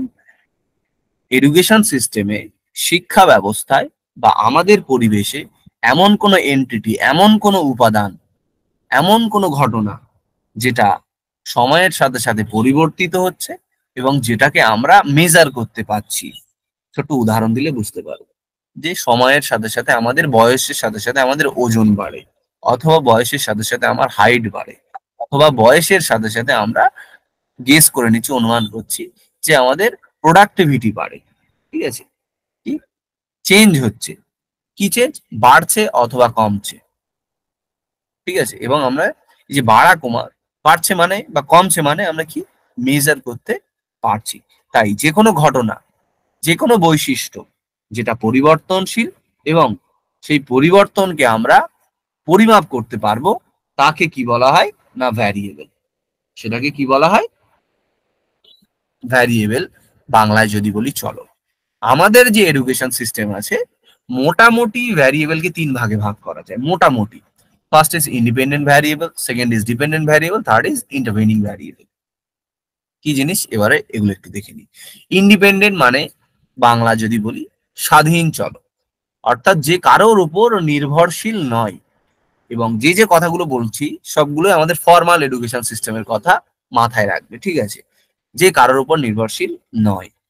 ডিপেন্ডেন্ট ভ্যারিয়েবল অর্থাৎ কি নির্ভরশীল চলক, যে কারোর উপরে নির্ভর করে আছে। তাহলে আমাদের এডুকেশন সিস্টেমে আমরা কার উপর নির্ভরশীল? আমাদের যিনি শিক্ষক অথবা যিনি শিক্ষিকা আছেন আমরা তাদের উপরেই কিন্তু নির্ভরশীল। আমি একজন স্টুডেন্ট, আমি হচ্ছে অর্থাৎ আমাদের টিচিং লার্নিং সিচুয়েশনে একজন স্টুডেন্ট সে হচ্ছে ডিপেন্ডেন্ট ভ্যারিয়েবল, আর একজন শিক্ষক যিনি কি না যার উপরে সেই শিক্ষার্থী নির্ভর করে আছে, অর্থাৎ যিনি শিক্ষার্থীকে ইনফ্লুয়েন্স করেন, মোটিভেট করেন বা তার পারফরমেন্সকে আরো বেটার করার চেষ্টা করেন, তিনি হচ্ছে ডিপেন্ডেন্ট ভ্যারিয়েবল। অর্থাৎ শিক্ষক কিন্তু শিক্ষার্থীর উপর নির্ভরশীল নয়, শিক্ষার্থী শিক্ষকের উপর নির্ভরশীল। তাই ইন্ডিপেন্ডেন্ট ভ্যারিয়েবল কে, সেটা হচ্ছে কি শিক্ষক, আর ডিপেন্ডেন্ট ভ্যারিয়েবল সেটা কি না শিক্ষার্থী। আর এই ডিপেন্ডেন্ট আর ইন্ডিপেন্ডেন্ট ভ্যারিয়েবলের কনসেপ্ট যে সবসময় ফিক্সড এমনটা নয়, ঠিক আছে, এটা ডাইনামিক, এটা গতিশীল। কেন বললাম? এর আগেও শুরুতেই বলেছি কি এই কনসেপ্টটা কিন্তু ডাইনামিক, গতিশীল, ঠিক আছে, পরিবর্তন হচ্ছে। Second is intervening variable. Intervening ভ্যারিয়েবলটা কি জিনিস? ইন্টারভেনিং ভ্যারিয়েবলের অর্থ হচ্ছে শিক্ষক যখন ক্লাসরুমে উপস্থিত হন, তিনি কিছু পদ্ধতি অবলম্বন করেন এবং সেই পদ্ধতি অবলম্বন করে যে সমস্ত কন্টেন্ট আছে, যে সমস্ত বিষয়বস্তু আছে, অর্থাৎ সিলেবাসে যে তোমাদের প্রেসক্রাইব যে ফরম্যাট আছে, সিলেবাস মানে প্রেসক্রাইব ফরম্যাট, সেখানে যেগুলো আছে, যে কনসেপ্ট গুলো আছে, যে ধারণা আছে, যে তথ্যগুলো আছে, সেই তথ্যগুলো যখন শিক্ষক কোনো পদ্ধতির অবলম্বন করে শিক্ষার্থীদের কাছে পৌঁছে দেওয়ার চেষ্টা করেন, শিক্ষার্থীদের সাথে লেনদেন করেন, আদান প্রদান করেন, বা টিচিং লার্নিং কে বাইরের অন্যান্য যে সমস্ত ফ্যাক্টরস ইনফ্লুয়েন্স করে, যেগুলোকে আমরা সরাসরি দেখতে পাই না কিন্তু ইনফ্লুয়েন্স আছে, তাকে আমরা বলবো কি ইন্টারভেনিং ভ্যারিয়েবল। সহজ করে যদি বলি কি না, একটা ক্লাসরুমে যদি একটা ব্ল্যাকবোর্ড নেই আর একটা ক্লাসরুমে ব্ল্যাকবোর্ড আছে, অথবা একটা ক্লাসরুমে অনেক স্টুডেন্ট আছে, 100-200 জন স্টুডেন্ট আছে, কিন্তু মাইক নেই বা স্পিকার নেই, আর একটা ক্লাসরুমে 200-300 জন স্টুডেন্ট আছে, মাইক বা স্পিকার আছে, তাহলে এগুলো কিন্তু এফেক্ট ফেলবে। যেই রুমটাতে 200-300 স্টুডেন্ট, কোনো মাইক স্পিকার নেই, পিছনের বেঞ্চে যারা বসে থাকবে তারা কিন্তু শুনতে পাবে না, অর্থাৎ সেখানে কিন্তু ত্রুটি বা গাফিলতি আছে, অর্থাৎ তারা কিন্তু শিখছে না সেইভাবে, ঠিক আছে, এটা কিন্তু শেখাকে ইনফ্লুয়েন্স করছে। এটাকে আমরা ওই জন্য কি বলবো কি ইন্টারভেনিং ভ্যারিয়েবল। বেসিক্যালি তিনটে variable, independent, dependent, intervening variable. Research যখন পড়বে তোমরা, আরো বিভিন্ন ধরনের variable, moderator variable, confounding variable, extraneous variable, বিভিন্ন ধরনের ভ্যারিয়েবলের কনসেপ্ট তোমরা শিখবে বা জানবে। এইবারে আসি একটা ইম্পর্টেন্ট জায়গা, সেটা হচ্ছে ফেজেস অফ টিচিং। ফেজ, পর্যায়। একজন শিক্ষক পড়ানো শুরু করা থেকে শিক্ষার্থীর মূল্যায়ন হওয়া পর্যন্ত এই যে সময়কাল, এই সময়কালে একজন শিক্ষকের সমস্ত অ্যাক্টিভিটি অর্থাৎ তিনি পর্যায়ক্রমে স্তরে স্তরে যে কাজগুলো করেন, সেটাকে আমরা বলবো কি ফেজেস অফ টিচিং বা শিক্ষণের পর্যায়। এই মূলত শিক্ষণের পর্যায়কে তিন ভাগে ভাগ করা যায়। একটা হচ্ছে প্রি অ্যাক্টিভ বা planning stage, next is interactive বা এক্সিকিউশন বা implementation stage, and last is post active or evaluation and feedback stage. এই যে কনসেপ্ট বা ফেজেস অফ টিচিং, এই কনসেপ্ট 1966-এ ফিলিপ জ্যাকসন নামক একজন গবেষক, তিনি শিক্ষণকে বা টিচিংকে অ্যানালিসিস করতে গিয়ে তিনি এই তিনটে কনসেপ্ট বা তিনটে ফেজের কথা বললেন। ফার্স্ট কি প্রি অ্যাক্টিভ বা planning stage, interactive or execution or implementation stage, and last is post active or evaluation and feedback stage. First আসি pre active stage. Pre active stage কি না, আমরা এতক্ষণ ধরে আলোচনা করেছিলাম যে স্টেপস অফ টিচিং, সেখানে বলেছিলাম যে একজন শিক্ষক তিনি ক্লাসে যাবেন, ক্লাসে যাওয়ার আগে তার কিছু কাজ আছে কি না, আমার গোল কি, আমার অবজেক্টিভ কি। একজন শিক্ষক ক্লাসে কেন পড়াতে যাচ্ছেন সেটা তিনি জানেন, কি পড়াবেন সেটা তিনি আগে থেকে ঠিক করে নিচ্ছেন, কখন কত সময় ধরে পড়াবেন, কোন মেথডে পড়াবেন, কতক্ষণ ধরে পড়াবেন, কোন জায়গায় পড়াবেন, সমস্ত কিছু কিন্তু তিনি আগে থেকে প্রি প্ল্যান করে নিয়েছে। এই যেমন আমার ক্লাসের আগে আমি শুরু থেকে আমি জানতাম যে আমাদের ক্লাসটা অনলাইনে হবে, তোমরাও জানতে যে ক্লাসটা অনলাইনে হবে। আমি তোমাদের ক্লাসে যাতে আরো এফেক্টিভলি পড়াতে পারি তার জন্য আমি একটা পাওয়ার পয়েন্ট বানিয়েছি, সেই পাওয়ার পয়েন্টটা তোমাদের কাছে প্রেজেন্ট করছি, এবং সেই পাওয়ার পয়েন্টকে আমি মুখে জাস্ট রিডিং করছি না, আমি মানে রিডিংই পড়ছি না, আমি কি করছি সেটাকে এক্সপ্লেন করছি কনসেপ্টকে। এই সমস্ত কিছুই তিনি কিন্তু আগে থেকে ভেবে নিচ্ছেন যে আমি এই কাজগুলো ক্লাসে গিয়ে করতে চাই, ঠিক আছে, ক্লাসে গিয়ে এই কাজগুলো করতে চাই। এটাকে কি বলা হয় প্রি অ্যাক্টিভ স্টেজ। আরো সহজ করে যদি দেখি, একদম ফার্স্ট লাইনে বলা আছে to the analysis of the teaching task at the time of planning, অর্থাৎ পরিকল্পনার পর্যায়ে বা পরিকল্পনার শুরুতে আমরা যে যে কাজগুলো করে থাকি সেটাকে আমরা বলবো কি প্রি অ্যাক্টিভ স্টেজ। এবার এই প্রি অ্যাক্টিভ স্টেজের মধ্যে কি কি কাজ মূলত একজন শিক্ষক করে থাকেন? First, formulation or fixing up of goal. তিনি গোল নির্ধারণ করে নেন, তিনি কি গোল, কি অবজেক্টিভস, কি পারপাস আছে সেই পারপাস ঠিক করে নেন। Next is selection of content or subject matter to B টট। তিনি কোন সাবজেক্ট ম্যাটার, কোন কন্টেন্ট পড়াবেন ক্লাসের মধ্যে তিনি সেটাও ঠিক করে নিচ্ছেন। এগুলো আমি আগে বলে নিয়েছি, আমি জাস্ট এগুলো আরেকবার তোমাদের কাছে এখানে কি লেখা আছে সেটাকে এক্সপ্লেন করার চেষ্টা করছি। The arrangement of ideas and style of teaching. তিনি আইডিয়াকে কিভাবে অ্যারেঞ্জ করছেন, কোনটা আগে বলবো, কোনটা পরে বলবো, লাস্টের জন্য কি রেখে দেবো, এবং সেটা কোন স্টাইলে আমি তোমাদের কাছে প্রেজেন্ট করার চেষ্টা করবো। Next is selecting institutional methodology. কোন পদ্ধতি অবলম্বন করবো, আমি কি শুধু লেকচার মেথড অবলম্বন করব, না আমি সেখানে কোশ্চেন অ্যান্সার রাখবো, না ডিসকাশন রাখবো, না ইন্টারাক্টিভ একটা ফেজ ইন্টারাক্টিভ মানে আর কি একে অপরের সাথে আমরা ডিসকাস করব, কি মেথোডোলজি আমাদের থাকবে। Next is deciding the duration, place, management of classroom. আমি কত সময় ধরে ক্লাস নেব, কোন জায়গাতে ক্লাস নেব, এবং ক্লাসরুমের মধ্যে ক্লাসরুমকে আমি কিভাবে ম্যানেজ করব, আমি স্ট্রিক্টলি ম্যানেজ করব, না আমি একটু স্টুডেন্টদেরকে ফ্রিডম দেব। And a decision about evaluation tools and techniques. আমার পড়ানো হয়ে গেলে আমি ভাবছি যে আমি একটা ক্লাসে মক টেস্ট নেব, মক টেস্টের সাহায্যে জানার চেষ্টা করবো আমি যেটা পড়িয়েছি সেটা শিক্ষার্থীরা আদৌ বুঝতে পেরেছে কি পারেনি।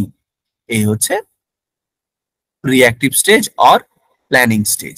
নেক্সট আসবো আমরা interactive or execution or implementation stage. আমরা আগের স্তরে যত কিছু পরিকল্পনা করেছি সেই পরিকল্পনা মাফিক আমরা এবারে ক্লাসরুমের মধ্যে ঢুকছি, এতক্ষণ ক্লাসরুমে প্রবেশ করিনি, ক্লাসরুমে এবার প্রবেশ করে গেছি। এইবারে সবসময় যেটা প্ল্যানিং করি আর ক্লাসরুমে যেটা করি তার মধ্যে সবসময় যে 100% মিল থাকে এমন নাও হতে পারে। হয়তো ক্লাসের গিয়ে এমন কিছু টপিক যে বলতে ভুলে যাই আমরা, এরকম হতেই পারে, কারণ আমরা মানুষ, ভুলে যাওয়াটা স্বাভাবিক। ঠিক আছে, এবারে আমি ঠিক করেছিলাম আগে আগে যে আমি এই বিষয়গুলো পড়াবো, আমি বোর্ড ওয়ার্ক করব, আমি ইন্টারাকশন করব, আমি কিছু নতুন এমন তথ্য তুলে ধরবো যাতে শিক্ষার্থীরা নিজেরাই সেখান থেকে কিছু প্রশ্ন জিজ্ঞাসা করবে বা তাদেরকে হাতে কলমে কিছু কাজ করাবো। ঠিক আছে, অর্থাৎ অ্যাকচুয়াল ক্লাসরুম সেটিং এর মধ্যে যে কাজটা হবে সেটাকে বলা হয় ইন্টারঅ্যাক্টিভ স্টেজ। এই ইন্টারঅ্যাক্টিভ স্টেজের কি কি কাজ একজন শিক্ষক দেন? সেটিং আপ দি ক্লাস, অর্থাৎ পুরো ক্লাসটাকে তিনি ফার্স্টে ম্যানেজ করেন। ঠিক আছে, next is knowing the learner. তিনি শিক্ষার্থীদেরকে বোঝার চেষ্টা করেন। যেহেতু আমরা লার্নিং এর এমন একটা পরিস্থিতিতে এসেছি যে আজকে আমাদের করা এটা উচিত হতো যে তোমাদের সাথে তোমাদের প্রত্যেকের সম্পর্কে জানো, যেহেতু আজকে ফ্রি কোর্স ছিল হয়তো সেই কারণে হয়নি, নেক্সট দিন যখন আমাদের পেইড কোর্স আবার চালু হবে সেদিন আমরা এই জিনিসটা দেখে নেব, আমরা স্টুডেন্টদেরকে জেনে নেবো যে কে কোন ধরনের একাডেমিক ব্যাকগ্রাউন্ড থেকে আসে। নোয়িং দি লার্নার্স, শিক্ষার্থীদেরকে জানা। অ্যান্ড স্টার্টিং টিচিং, এবারে আমি পড়ানো শুরু করলাম, আমি নিজে থেকে কিছু উদ্যোগ রাখবো, শিক্ষার্থীরা কিছু রেসপন্স করবে, শিক্ষার্থীরা কোনো একটা উদ্যোগ নেবে আর আমি কিছু রেসপন্স করব। স্টার্টিং টিচিং, অর্থাৎ আমার যা প্ল্যানিং ছিল এবার আমি ইমপ্লিমেন্ট করে দিয়েছি, ইমপ্লিমেন্টেশন সব হয়ে গেল, অর্থাৎ প্রসেসিং হয়ে গেল। আমরা যদি সেই ইনপুট, প্রসেস আর আউটপুটের কথা বলি, প্রসেসিং আমাদের চলতে আসে। এবারে আসবে কি না, পোস্ট অ্যাক্টিভ ফেজ বা আউটপুট বা কি বললাম ফিডব্যাক স্টেজ। সবকিছু হয়ে গেল, এবার আমাদের ইভালুয়েট করতে হবে। আমার যা গোল ছিল সেই গোল অনুযায়ী আমি পড়িয়েও নিয়েছি, পড়ানোর পরে ঠিক করতে হবে যে আমি তো পড়ালাম কিন্তু সেগুলো আদৌ শিক্ষার্থীদের কি কাজে এসছে, শিক্ষার্থীদেরকে আদৌ কাজে লেগেছে, এটা আমাদেরকে এই স্টেজে দেখতে হবে। পোস্ট অ্যাক্টিভ, অর্থাৎ এখানে আমি আর অ্যাক্টিভ নেই, কে অ্যাক্টিভ থাকবে এখানে? মূলত শিক্ষার্থী শিক্ষার্থীদেরকে শিক্ষক শিক্ষার্থীদেরকে এবার মূল্যায়ন করার চেষ্টা করেন, ইভালুয়েশন অ্যান্ড ফলো আপ, অর্থাৎ তাদেরকে মূল্যায়ন করব। মূল্যায়নের পরে যদি আমরা কোনো ত্রুটি তাদের মধ্যে খুঁজে পাই আমরা কি করব? Follow up. Comes to know whether the objective are achieved or not. আমরা শুরুতেই যে অবজেক্টিভ, যে পারপাস, যে গোল ফিক্সড করেছিলাম সেই গোল, সেই অবজেক্টিভ আমরা আদৌ ফুলফিল করতে পেরেছি কি পারেনি, সেটা আসবে ইন্টারঅ্যাক্টিভ ফেজ। এখানে কি কি কাজ হয়? Determining the exact dimension of behaviour change, শিক্ষার্থীর মধ্যে কি ধরনের চেঞ্জ এসছে সেটা দেখা। Next is selection of testing device and techniques, কোন টেস্টিং ডিভাইস, কোন টেকনিক আমরা মূলত ফলো করব। আমরা প্রেজেন্টেশন নেব, না সিঙ্গেল প্রেজেন্টেশন নেব, ইন্ডিভিজুয়াল প্রেজেন্টেশন নেব, না গ্রুপ প্রেজেন্টেশন নেব, আমরা মক টেস্ট নেব না কুইজ করব, আমরা অ্যাসেসমেন্ট দেব না প্রজেক্টের কাজ দেব, কিভাবে? চেঞ্জিং স্ট্র্যাটেজি ফর টেস্টিং, সময় এবং প্রয়োজনের কথা মাথায় রেখে আমাদের কি সেই স্ট্র্যাটেজিতে, সেই প্ল্যানিং এ কিছু কিছু ক্ষেত্রে পরিবর্তন আনতে হতে পারে। এই হচ্ছে এতক্ষণ আমরা যা ক্লাস করলাম তার sum up, pre active, interactive, post active. আমরা অনেক বিষয় আলোচনা করে নিলাম, তোমাদের থেকে এখনো পর্যন্ত আমি রেসপন্স নিইনি। এবারে আমি একটু 5 মিনিটের জন্য একটা রেসপন্স নেব, তারপরে আমরা নতুন একটা টপিক ডিসকাস করব। ঠিক আছে? তো যারা ক্লাসে এই মুহূর্তে আছো, তোমাদের কোনো প্রশ্ন থাকলে তোমরা নির্দ্বিধায় প্রশ্ন করতে পারো। যারা নতুন আছো, যারা পুরাতন আছো, তোমাদের প্রশ্ন থাকলে জিজ্ঞাসা করে নাও। কোনো জায়গায় সমস্যা থাকলে জিজ্ঞাসা করে নাও।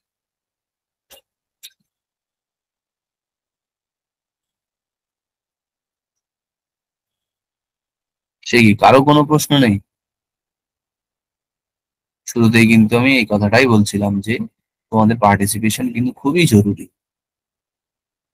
তোমাদের পার্টিসিপেশন ছাড়া কিন্তু এটা সম্ভবই না।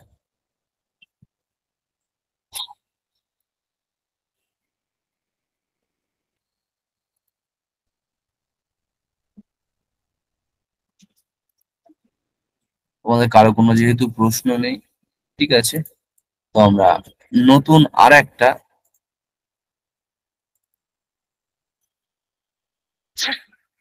কনসেপ্ট তোমাদের সামনে আমি এই মুহূর্তে তুলে ধরার চেষ্টা করছি। দেখো,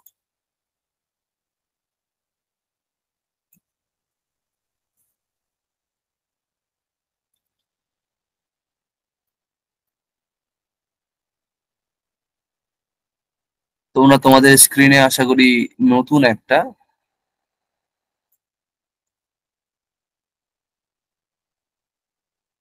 একটা স্লাইড আশা করি দেখতে পাচ্ছ। এখানটাতে আমরা যেটা রাখছি আজকের আলোচনার জন্য, মূলত levels of teaching, memory level, understanding level and reflective level of teaching.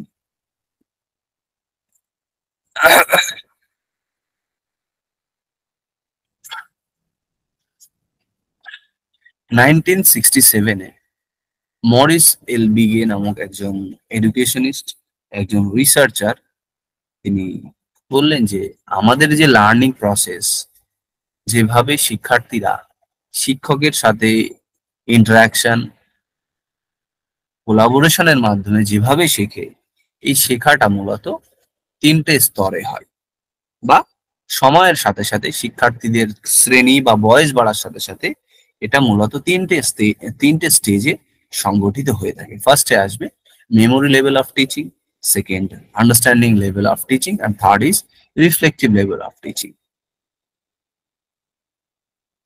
এটাকে আমরা হায়ারার্কির মতো দেখতে পারি, অর্থাৎ memory level of teaching, understanding level of teaching and reflective level of teaching, এই যে 3টে লেভেল, এছাড়াও আরো একটা লেভেল আছে, সেটা হচ্ছে অটোনমাস লেভেল অফ টিচিং। যাই হোক, সেটা এখানে নেই, আমরা পিডিএফ এর লাস্টে, সরি স্লাইডের লাস্টে এটা অ্যাড আছে, তো এটা বলে রাখি যে নিচে যে স্তরটা আছে, অর্থাৎ মেমোরি লেভেল অফ টিচিং বা মেমোরি লেভেল, এটা আমরা যে শিখি, এই শেখার সব থেকে উইকেস্ট লেভেল হচ্ছে মেমোরি লেভেল অফ টিচিং। অর্থাৎ এখানে শিক্ষার্থীদের মূলত কোনো বিষয়, কোনো ঘটনা, কোনো তথ্য কেবলমাত্র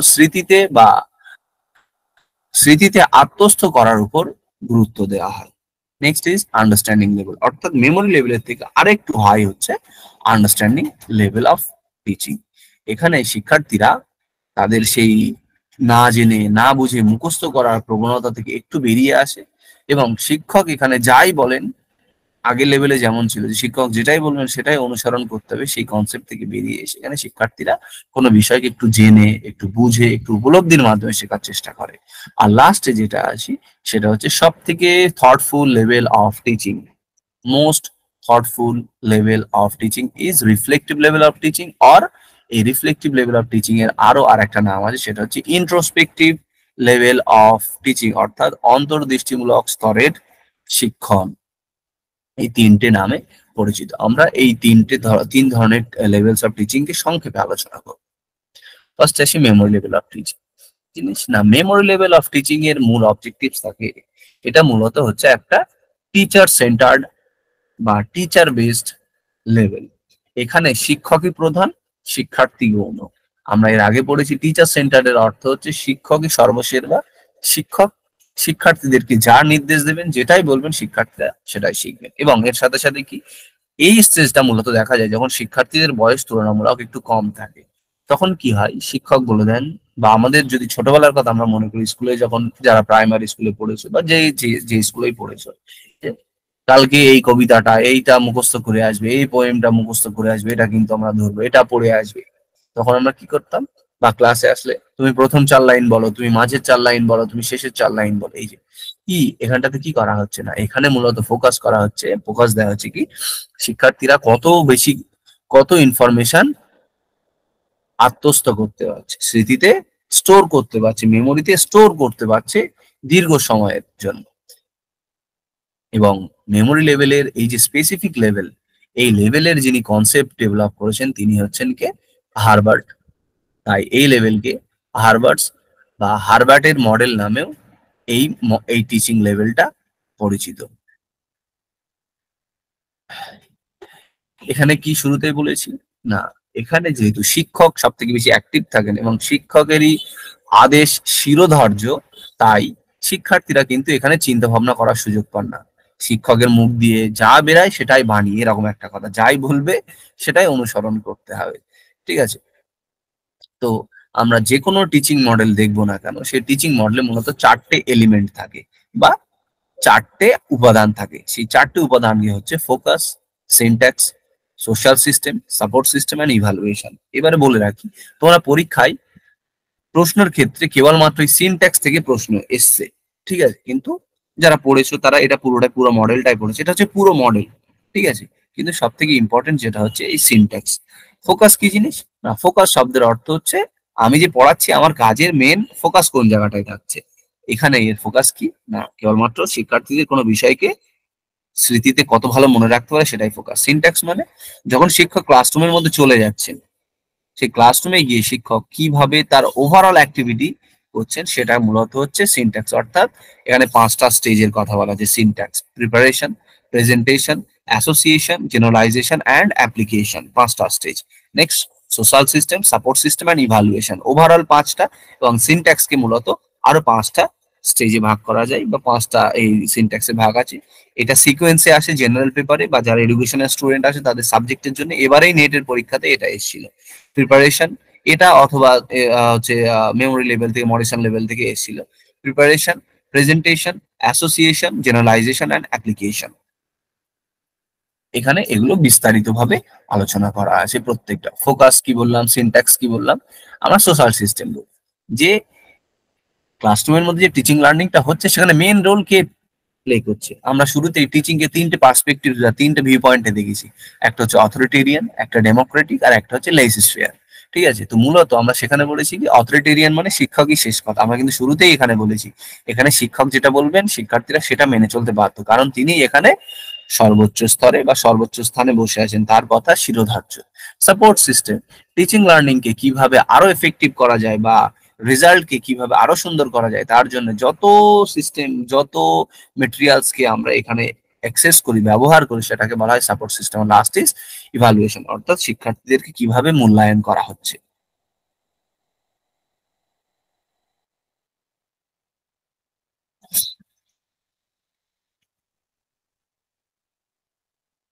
নেক্সট আসবো আন্ডারস্ট্যান্ডিং লেভেল অফ টিচিং। এর মধ্যে স্টাডি ম্যাট অনেক বিস্তারিত স্টাডি ম্যাট পাবে। ঠিক আছে, সেটা তোমরা আজকেই পেয়ে যাবে, আজকে অথবা কালকের মধ্যে স্টাডি ম্যাট পেয়ে যাবে। ঠিক আছে, এবার আসবো আমরা understanding level of teaching. Understanding শব্দের অর্থ হচ্ছে বোধগম্যতা বা বোঝা, বা আরো সহজ করে যদি বলি উপলব্ধি করা। ঠিক আছে, আগেরটাই কি বললাম, যে শিক্ষক যেটা বলবেন সেটাই আমাদেরকে, সেই নির্দেশ আমাদের পাই টু পাই মেনে চলতে হয়। বা আমরা যখন তার নির্দেশ মতো কোনো জিনিস, কোনো বিষয়, কোনো তথ্যকে আমরা যখন না জেনে না বুঝে কেবলমাত্র স্মৃতিতে আত্মস্থ করি, সেটাকে আমরা বলি মেমোরি লেভেল অফ টিচিং। কিন্তু আন্ডারস্ট্যান্ডিং লেভেল অফ টিচিং কি, আন্ডারস্ট্যান্ডিং লেভেল হচ্ছে কি, আমরা কোনো বিষয় যেটাই পড়ি না কেন, যেটাই জানি না কেন, যেটাই বুঝি না কেন, আমরা কি করব না, তার যে কনসেপ্ট আছে, তার যে অর্থ আছে, তার যে ধারণা আছে, সেটাকে আমরা কি করব, বোঝার চেষ্টা করব, উপলব্ধি করার চেষ্টা করব। ঠিক আছে, এখানে কেবলমাত্র শুধু ইনফরমেশন থাকবে না, এখানে থাকবে বিভিন্ন ইনফরমেশন, একটা ঘটনার সাথে আর একটা ঘটনার কি সম্পর্ক আছে, বা ইন ফিউচার আমরা যে থিওরিটিক্যাল বা ফ্যাকচুয়াল যে নলেজটা গেইন করেছি, গ্যাদার করেছি, সেটাকে ইন ফিউচার আমরা কিভাবে তার ইমপ্লিমেন্ট করতে পারি, তার জন্য একটা থিঙ্কিং প্রসেস কাজে লাগে। ওই জন্য এটা কি না মেমোরি লেভেলের থেকে একটু হায়ার লেভেলের, কারণ এখানে শিক্ষকের রোল কি না, তিনি এখানে শিক্ষার্থীদের সাথে কোলাবোরেট করেন বা শিক্ষার্থীদের সাথে যৌথ উদ্যোগে পুরো সিস্টেমটাকে পরিচালনা করে থাকেন। এই স্তরের কিছু বৈশিষ্ট্য আছে। First is effective learning, interesting learning, development of cognitive abilities, helpful in teaching of thinking level and maximum return. First আছে এফেক্টিভ টিচিং। কেন না, কোনো জিনিস না জেনে না বুঝে বলেছে বলে মেনে নেওয়া, এটা কিন্তু ঠিক নয়। আমাদেরকে সবসময় কি করতে হবে না, আমাদেরকে জানতে হবে, আমাদেরকে বুঝতে হবে, ঠিক আছে, কোনটা আমার কাজে লাগবে।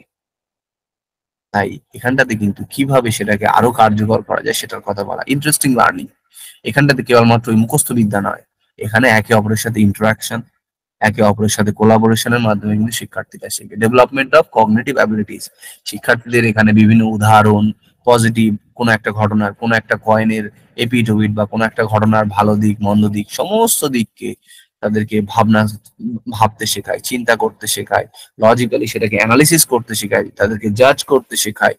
নেক্সট ইজ থিঙ্কিং লেভেলকে আরো helpful in teaching learning of thinking level, চিন্তা ভাবনাকে আরো বেশি ডেভেলপ করার কথা বলে। আর ম্যাক্সিমাম রিটার্ন, আমরা যখন জেনে বুঝে কোনো কাজ করি তখন তার ফলাফল সব থেকে ভালো হওয়ার সম্ভাবনাই বেশি থাকে। দু একটা ঘটনার ক্ষেত্রে আমরা সেটা এক্সেপশনাল, সেগুলোকে বাদ দেবো। বেশিরভাগ ক্ষেত্রেই কি রিটার্ন বা সব থেকে ভালো রেজাল্ট কখন হয়, যখন আমরা কোনো বিষয়কে, কোনো তথ্যকে আমরা জেনে বুঝে বোঝার চেষ্টা করি। এই যে এর আগে আমরা পড়েছি যে মেমোরি লেভেল অফ টিচিং, সেটাকে হার্ভার্ড মডেল বলা হয়, ঠিক তেমনি এই যে আন্ডারস্ট্যান্ডিং লেভেল আছে, এই আন্ডারস্ট্যান্ডিং লেভেলের যে কনসেপ্ট, এই কনসেপ্টকে মূলত যিনি দিয়েছেন তিনি হচ্ছেন মরিসন। তো সেই আগের মতোই প্রত্যেকটা মডেলে 5টা মেন আসপেক্টস বা 5টা এলিমেন্ট থাকবে। দ্যাট ইজ কি focus, syntax, social system, support system, evaluation system. আমার প্রত্যেকটা সম্পর্কে বলেছি এবং বলেছি কি না ফোকাসে কি না আমার কি ফোকাস আছে, ওখানে কি না কেবলমাত্র তথ্যকে কিভাবে বেশি দিন মনে রাখা যায়, ঠিক আছে। তাহলে এখানকার ফোকাস কি হয়, to have mastery of the concept, কনসেপ্টকে আমি কত ভালোভাবে বুঝবো, উপলব্ধি করার চেষ্টা করছি। সিনট্যাক্স কি জিনিস, সিনট্যাক্সের অর্থ যে শিক্ষক ক্লাসরুমে গিয়ে কিভাবে তিনি তার কাজকে করবেন। Exploration, presentation, assimilation, organisation, recitation. Explore করা, আবিষ্কার করা, শিক্ষার্থীদেরকে জানা, শিক্ষার্থীদেরকে বোঝা, শিক্ষার্থীদেরকে জেনে শিক্ষার্থীদের বুঝে তাদের মতো করে বিষয়বস্তুকে উপস্থাপন করা। নেক্সট ইজ অ্যাসিমিলেশন, অ্যাসিমিলেট করা মানে বিভিন্ন ঘটনাকে একটার সাথে আরেকটা কম্পেয়ার করা, মিলান। নেক্সট ইজ অর্গানাইজেশন, আমি কিভাবে কনসেপ্টকে আরো সুন্দর করে অর্গানাইজ করব। আর লাস্ট ইজ কি না স্টুডেন্টরা এবারে রিসাইট করবে, তারা এবার সেটাকে পারফর্ম করবে। এটা হচ্ছে কি না আমরা এই আন্ডারস্ট্যান্ডিং লেভেলের যে 5টা সিনট্যাক্স স্টেজ আছে, exploration, presentation, assimilation, organisation and recitation, এটা এই বছরের যে ইউজিসি নেট এডুকেশন যে রি এক্সাম হয়েছে তার সাবজেক্ট পেপারে সম্ভবত এই কোশ্চেনটা ছিল, এই স্টেজের এই কোশ্চেনটা ছিল।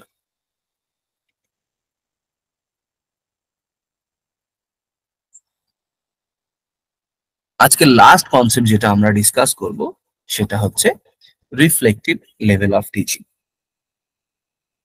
রিফ্লেক্টিভ লেভেল অফ টিচিং কি জিনিস? রিফ্লেক্টিভ লেভেল অফ টিচিং,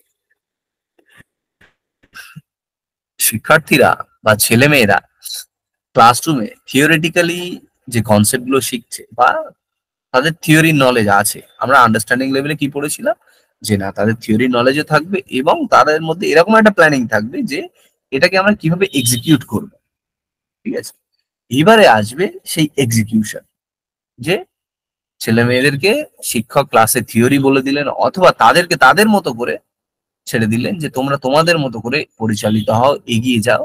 এটা যদি আমরা কম্পেয়ার করি আমাদের হায়ার এডুকেশনে এসে, যে এখানে স্যার কিন্তু সেরকম ভাবে আর বিশেষ পড়ান না, তিনি শিক্ষার্থীদের উপর ছেড়ে দেন, তারা তাদের মতো করে এগিয়ে যান। বা রিসার্চের ক্ষেত্রে যদি দেখি, তারা তাদের মতো টপিক সিলেক্ট করে, তারা তাদের মতো করে বোঝে, তারা তাদের মতো করে কোনো ঘটনাকে সাজায় এবং সেটাকে ইমপ্লিমেন্ট করে বা এক্সিকিউট করারও চেষ্টা করে। অর্থাৎ যখন শিক্ষার্থীরা নিজেদের মতো করে প্রবলেম সেট করবে এবং সেই প্রবলেমকে নিজেরাই নিজেদের মতো করে সলিউশন করার জন্য পথ খুঁজে বার করার চেষ্টা করবে, সেটাকে আমরা বলবো কি মূলত reflective level of teaching or ইন্ট্রোস্পেক্টিভ level of teaching. তো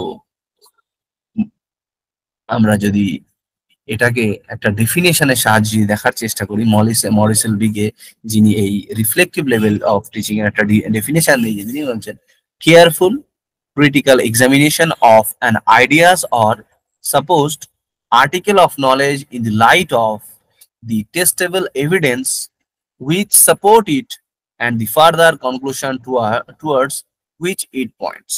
অর্থাৎ আমরা যখন কোনো ঘটনাকে, কোনো আইডিয়াকে আমরা যখন কেয়ারফুলি ক্রিটিক্যালি এক্সামাইন করব, আমরা সেটাকে অ্যানালিসিস করব, সেটাকে আমরা পরীক্ষা নিরীক্ষা করব এবং সেই ঘটনার সেই তথ্যের আদৌ সারবত্তা আছে কিনা আমরা বাস্তব জগতে বর্তমান প্রেক্ষিতে বর্তমান পরিস্থিতিতে প্রয়োগ করব, করে তার ফলাফল কি আসছে, তার রেজাল্ট কি আসছে, তার কনক্লুশন কি আসে, সেটা আমরা কিন্তু এখান থেকে দেখার চেষ্টা করব। তাহলে কি এটা হচ্ছে সব থেকে হায়েস্ট লেভেলের থটফুল প্রসেসের জায়গা বা লেভেলের জায়গা। কেন না, এখানে শিক্ষার্থীদের রোল প্রধান, এখানে শিক্ষার্থীরা সব থেকে বেশি অ্যাক্টিভ থাকেন, এখানে শিক্ষার্থীদের মধ্যে কিন্তু ইন্ট্রিনসিক মোটিভেশন কাজ করে। শিক্ষকের এখান থেকে বাইরে থেকে রিওয়ার্ড দেওয়ার প্রয়োজন পড়ে না।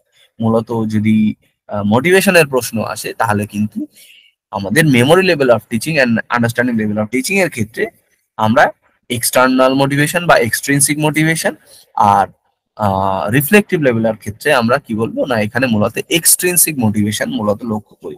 ছেলেমেয়েরা নিজেদেরকে কিভাবে আরো অর্গানাইজ করবে, নিজেদেরকে কিভাবে আরো ডেভেলপ করবে, নিজেদেরকে কিভাবে আরো আপগ্রেড করবে সময় পরিস্থিতির সাথে সাথে, সেই জন্য এটাকে কি বলা হচ্ছে কি রিফ্লেক্টিভ লেভেল অফ টিচিং, বা এখানে এক্সট্রিনসিক মোটিভেশন বেশি কাজ করে।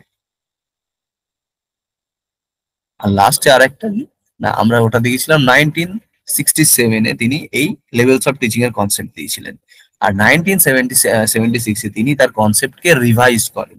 তিনি বলেন যে না, এছাড়াও আরো এক ধরনের টিচিং আছে, লেভেল আছে, যেটাকে বলবো অটোনমাস লেভেল অফ টিচিং।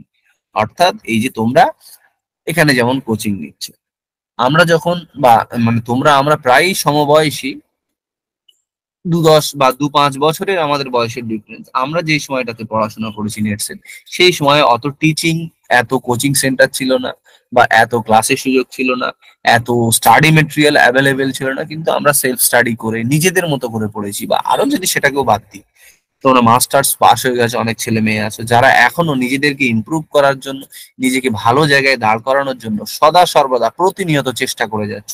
কেউ রিসার্চকে ইমপ্রুভ করছো, রিসার্চ স্কিলকে, কেউ আবার কোনো পরীক্ষার জন্য প্রিপারেশন নিচ্ছ। অটোনমাস কিসের জন্য করছো এটা? কারণ এটা তুমি শত প্রণোদিত হয়ে, অর্থাৎ নিজেকে আরো ডেভেলপ করার জন্য, নিজেকে আরো ভালো জায়গায় রাখার জন্য, নিজেকে আরো বেশি কম্পিটিটিভ বা কম্পিটিশনের জন্য, আরো কঠিন লড়াইয়ের জন্য তৈরি করছে। এটাকে আমরা কি বলবো? Autonomous development of teaching. তো আমাদের আলোচনা এখানটাতে আজকের মতো শেষ হলো। আমরা যেহেতু 7:30টায় ক্লাসটা শুরু করেছি, তো মূলত এখানটাতে আমাদের শেষ হচ্ছে আজকের ডিসকাশন। ঠিক আছে, এবারে আমি একটু তোমাদের থেকে জানার চেষ্টা করব যে তোমাদের কোনো জায়গায় কোনো প্রশ্ন থাকলে তোমরা কিন্তু আমাকে জিজ্ঞাসা করতে পারো। ঠিক আছে, কারণ আমাদের ক্লাসের কিন্তু একটা শিডিউল তৈরি হয়েছে, সেই শিডিউল মেনে কিন্তু আমাদেরকে এগিয়ে যেতে হবে। ঠিক আছে, অর্থাৎ 4টে ক্লাস বা 5টা ক্লাসের মধ্যে জেনারেল পেপারে এই ইউনিটগুলো শেষ করা। শিডিউলটা যদি তোমরা দেখো সেপ্টেম্বর মাসের, তো সেটা দেখলে তোমরা বুঝতে পারবে। ঠিক আছে, কারণ 6 মাসের মধ্যে সিলেবাস শেষ করতে হবে, সেই জন্য আমরা একটু স্পিডে যাব। যে সমস্ত বিষয়গুলো না বললেই নয়, সেগুলো তো আমরা বলবো। আর এমন কিছু বিষয় আছে যেগুলো তোমরা নিজেরা সেলফ স্টাডির মাধ্যমে শিখতে পারবে, বুঝতে পারবে, সেগুলো তোমরা স্টাডি ম্যাটের মধ্যে পেয়ে যাবে। আমি এখানে মেন মেন জায়গাগুলো বললাম লেভেলস অফ টিচিং এর ক্ষেত্রে। এর মধ্যে আরো ইনফরমেশন আছে, আরো ডিসক্রিপটিভ ফরম্যাটে আছে, যেটা তোমরা এরপরে যখন তোমাদের হাতে স্টাডি ম্যাটটা পাবে, বা এর আগে যারা আমার সাথে আমার সাথে যাদের কোনো ধরনের ক্লাস এঙ্গেজমেন্ট হয়েছে তারা জানো। তো আজকের মতো আমি আজকে আমার কথা বলা শেষ করলাম। প্রথম থেকেই তোমরা একেবারে নিশ্চুপ ছিলে, তো লাস্টে 2-5 মিনিটের জন্য তোমরা কথা নিশ্চয়ই বলতে পারো আর কি। কারণ তোমরা যদি না বলো যে স্যার ইমপ্রুভমেন্টের জায়গা আছে, তাহলে কিন্তু আমরা এইভাবেই এগাবো, এইভাবেই যাবো, আমরা ভাববো যে না, যেমনটা চলছে তেমনটাই ঠিকঠাক চলছে, আমাদের ইমপ্রুভমেন্টের আর কোনো জায়গা নেই। তাই তোমাদের রেসপন্স, তোমাদের ফিডব্যাক সব থেকে বেশি আমাদের জন্য প্রয়োজন, কারণ কারেকশনের জায়গা আমাদের থাকতেই পারে। ঠিক আছে?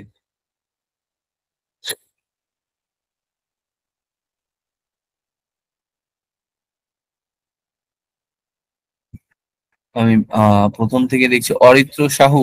অরিত্র, হ্যাঁ স্যার, বুঝতে পেরেছি। আচ্ছা, তোমার সাবজেক্ট কি? এডুকেশন। আচ্ছা, এডুকেশন, ওকে। অশোক বর্মন।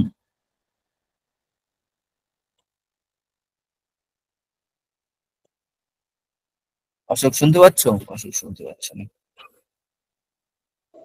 হ্যাঁ স্যার। অশোক, তোমার সাবজেক্ট হ্যাঁ কি? স্যার, শোনা যাচ্ছে। হ্যাঁ হ্যাঁ, সংস্কৃত। আচ্ছা, সংস্কৃত তোমার সংস্কৃত। সাবজেক্ট। ওকে ওকে।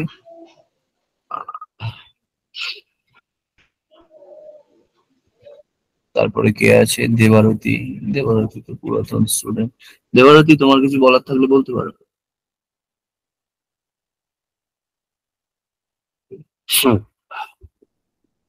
স্যার বলছি যে তিনটে লেভেলের বাইরে অটোনোমাস লেভেলটা তো ওর মধ্যে পড়বে না, না ওটা তো আলাদা।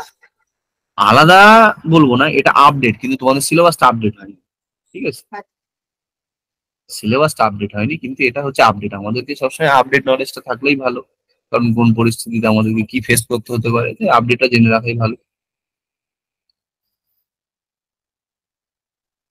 তারপরে কে আছে? নারুগোপাল অধিকারী। নারুগোপাল, নারুগোপাল বোধহয় নেই। তারপরে কে আছে? পিয়ালি মল্লিক আছে। পিয়ালি, বলো। বলছিলাম স্যার, সাবজেক্টের একটা কোশ্চেন এসেছিল এই টিচিং এর, আপনি একটু আগে বললেন এইবারের এক্সামে। তো ওই কোশ্চেনটা যদি একবার রিপিট করেন আর একটু ডিসকাস করেন, অ্যান্সারটা কি আমি বুঝতে পারছি না, ভুলে গেছি কোশ্চেনটা কি এসেছিল। কোশ্চেনটা এসেছিল যে মরিসন যে আন্ডারস্ট্যান্ডিং লেভেলের থিওরি দিয়েছেন, সেই সিনট্যাক্সে, অর্থাৎ ক্লাসরুমে যখন শিক্ষক যাবেন, সেই ক্লাসরুমে শিক্ষকের যে অ্যাক্টিভিটি, সেটার ফেসটা কি, কিভাবে অ্যাক্টিভিটি তিনি করবেন, এক্সপ্লোরেশন, প্রেজেন্টেশন, এই যে সিকোয়েন্সটা, এই সিকোয়েন্সটা কোশ্চেনটাতে এসেছিল। বোঝা গেছে তোমার হ্যাঁ হ্যাঁ প্রশ্ন যেটা করেছো? হ্যাঁ। আচ্ছা, সঞ্জয়।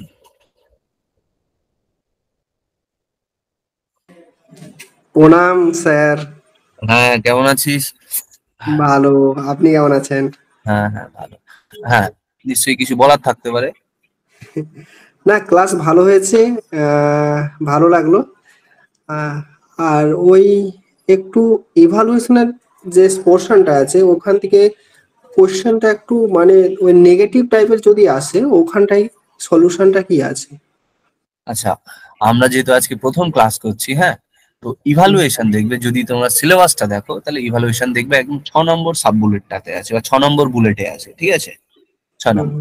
তো আমরা যেদিন ইভালুয়েশন সলভ করবো বা ডিসকাস করবো, সেদিন এতদিন যাবত পরীক্ষায় যত ধরনের ইভালুয়েশন এসছে, সেই রিলেটেড ইনফরমেশন আমরা ফোর্থ ক্লাসে, আমরা কিন্তু, বা ফিফথ ক্লাসে, যেটাই হোক, আমরা সেই ক্লাসে কিন্তু ইভালুয়েশনটা একেবারেই শুরু থেকে শেষ পর্যন্ত যত ধরনের ইভালুয়েশন হয় আমরা সবই ডিসকাস করবো, এবং আমরা সেখানটাতে বলেও দেবো কোন বারে কোন প্রশ্নটা এসছে, কিভাবে কোশ্চেনটা এসছে। আজকে যেমন বললাম যে এখান থেকে এই প্রশ্নটা এসছে, বা জেনারেল পেপারে ওই হচ্ছে মরিসন আর আন্ডারস্ট্যান্ডিং লেভেলের, সরি হারবার্ট আর মরিসন যে স্টেজটা দিয়েছে, মেমোরি লেভেল অফ টিচিং আর আন্ডারস্ট্যান্ডিং লেভেল অফ টিচিং, এই দুই জায়গা থেকে প্রশ্ন কিন্তু ম্যান্ডেটরি আসে। ঠিক আছে, যে প্রিভিয়াস ইয়ার প্রশ্ন তুলে দেখে নেবে, কোনো না কোনো শিফটে ওই প্রশ্ন আছে। ঠিক আছে, এরকম আমি যেমন বলে দিচ্ছি, এগুলো তো শুনে নিতে হবে, শুনে নিয়ে যখন নিজেদের অ্যাপ্লাই করার জায়গা আসবে, সেই জায়গায় কিন্তু নিজেদেরকে একটু দেখে নিতে হবে, একটু কনসিয়াসলি সেই কাজটা করতে হবে। যদি ক্লাসের সংখ্যা একটু কম আছে, আমাদের একটু স্পিডে যেতে হবে। ঠিক আছে, আমরা ওটা নিশ্চয়ই আলোচনা করব। থ্যাংক ইউ দাদা। হ্যাঁ, তারপরে কে আছে? শ্রাবণী রায়। হ্যাঁ স্যার। বলো, শ্রাবণীর কোনো অপিনিয়ন, কোনো সাজেশন নিশ্চয়ই থাকলে বলতে পারো। না স্যার, ক্লাসটা ভালো লাগলো, আমাকে আরেকবার মানে রিভিশন করতে হবে, তাহলে বলতে পারবো। আর একবার রিভিশনের প্রয়োজন, হ্যাঁ নিশ্চয়ই রিভিশন তো সুযোগ পাবেই, ঠিক আছে। সুদীপ্তা, ও সুদীপ্তা নেটওয়ার্কের সমস্যা, ঠিক আছে। নারুগোপাল কিছু একটা লিখলো, আহ, ভালো লাগলো, আচ্ছা থ্যাংক ইউ। তো যাই হোক, যদি এমনও হয় যে আমার সামনে এমন কিছু কথা যেটা আমাকে বলতে পারবে না, তোমাদের মনে দ্বিধা আছে, সেটা কিন্তু তোমাদের বিমল স্যার বা যারা তোমাদের এই হচ্ছে মডারেটর বা কোঅর্ডিনেটর যারা আছেন এই এই অর্গানাইজেশনের এই ইনস্টিটিউশনের, তারা কিন্তু তাদের সাথে নির্দ্বিধায় কথা বলবে। আবারও আমি পার্সোনালি বলছি, এই স্টাডি ম্যাটে আমার ইনফরমেশন, পার্সোনাল ইনফরমেশন, আমার মেল আইডি, আমার ফোন নম্বর দেওয়া থাকবে। কারো যদি কখনো কোনো প্রয়োজন হয়, আহ তোমরা কাইন্ডলি যদি এরকম যদি প্রয়োজন হয়, অবশ্যই স্যারকে বলবে, যদি আমার সাথেও কথা বলার প্রয়োজন হয় নির্দ্বিধায় যোগাযোগ করতে পারো। তবে একটু সন্ধ্যার পরে করলে সুবিধা হয়, ঠিক আছে। তো আমি আর ক্লাস দীর্ঘায়িত করব না, আমাদের ক্লাস অনেকক্ষণ হয়ে গেছে। আমি রেকর্ডিংটা অফ করছি, যদি আর কারো কিছু বলার থাকে নাহলে আমি ক্লাসটা শেষ করবো। স্যার, হ্যাঁ সুদীপ্তা বল। আমার আজকে নেটওয়ার্কের বিশাল সমস্যা হয়েছে, মানে আমি শুধু অফ লিফট হয়ে গেছি। এরপরে রেকর্ডিংটা শুনে একটু সমস্যা থাকলে আপনাকে বলবো পরে স্যার। ওকে ওকে, নেক্সট ক্লাসে অবশ্যই জানি। আচ্ছা। ঠিক আছে, তাহলে আজকের ক্লাস আমরা এখানটাতে শেষ করছি। তো কালকের মধ্যে তোমরা স্টাডি ম্যাট পেয়ে যাবে। সকলে সাবধানে থেকো, ভালো থেকো। আর ডিসেম্বরের সেট অথবা জানুয়ারি বা ফেব্রুয়ারি মাসে যে নেট হবে সেটার জন্য এখন থেকেই প্রস্তুতি নাও, কারণ এক মাসে কিন্তু শর্টকাটে কিন্তু সাকসেস আসার সম্ভাবনা খুবই কম। তাই যত ধারাবাহিকভাবে তোমরা এটা ধারাবাহিকতা মেনটেন করবে, তোমাদের সামনে রেজাল্ট তত ভালো হবে।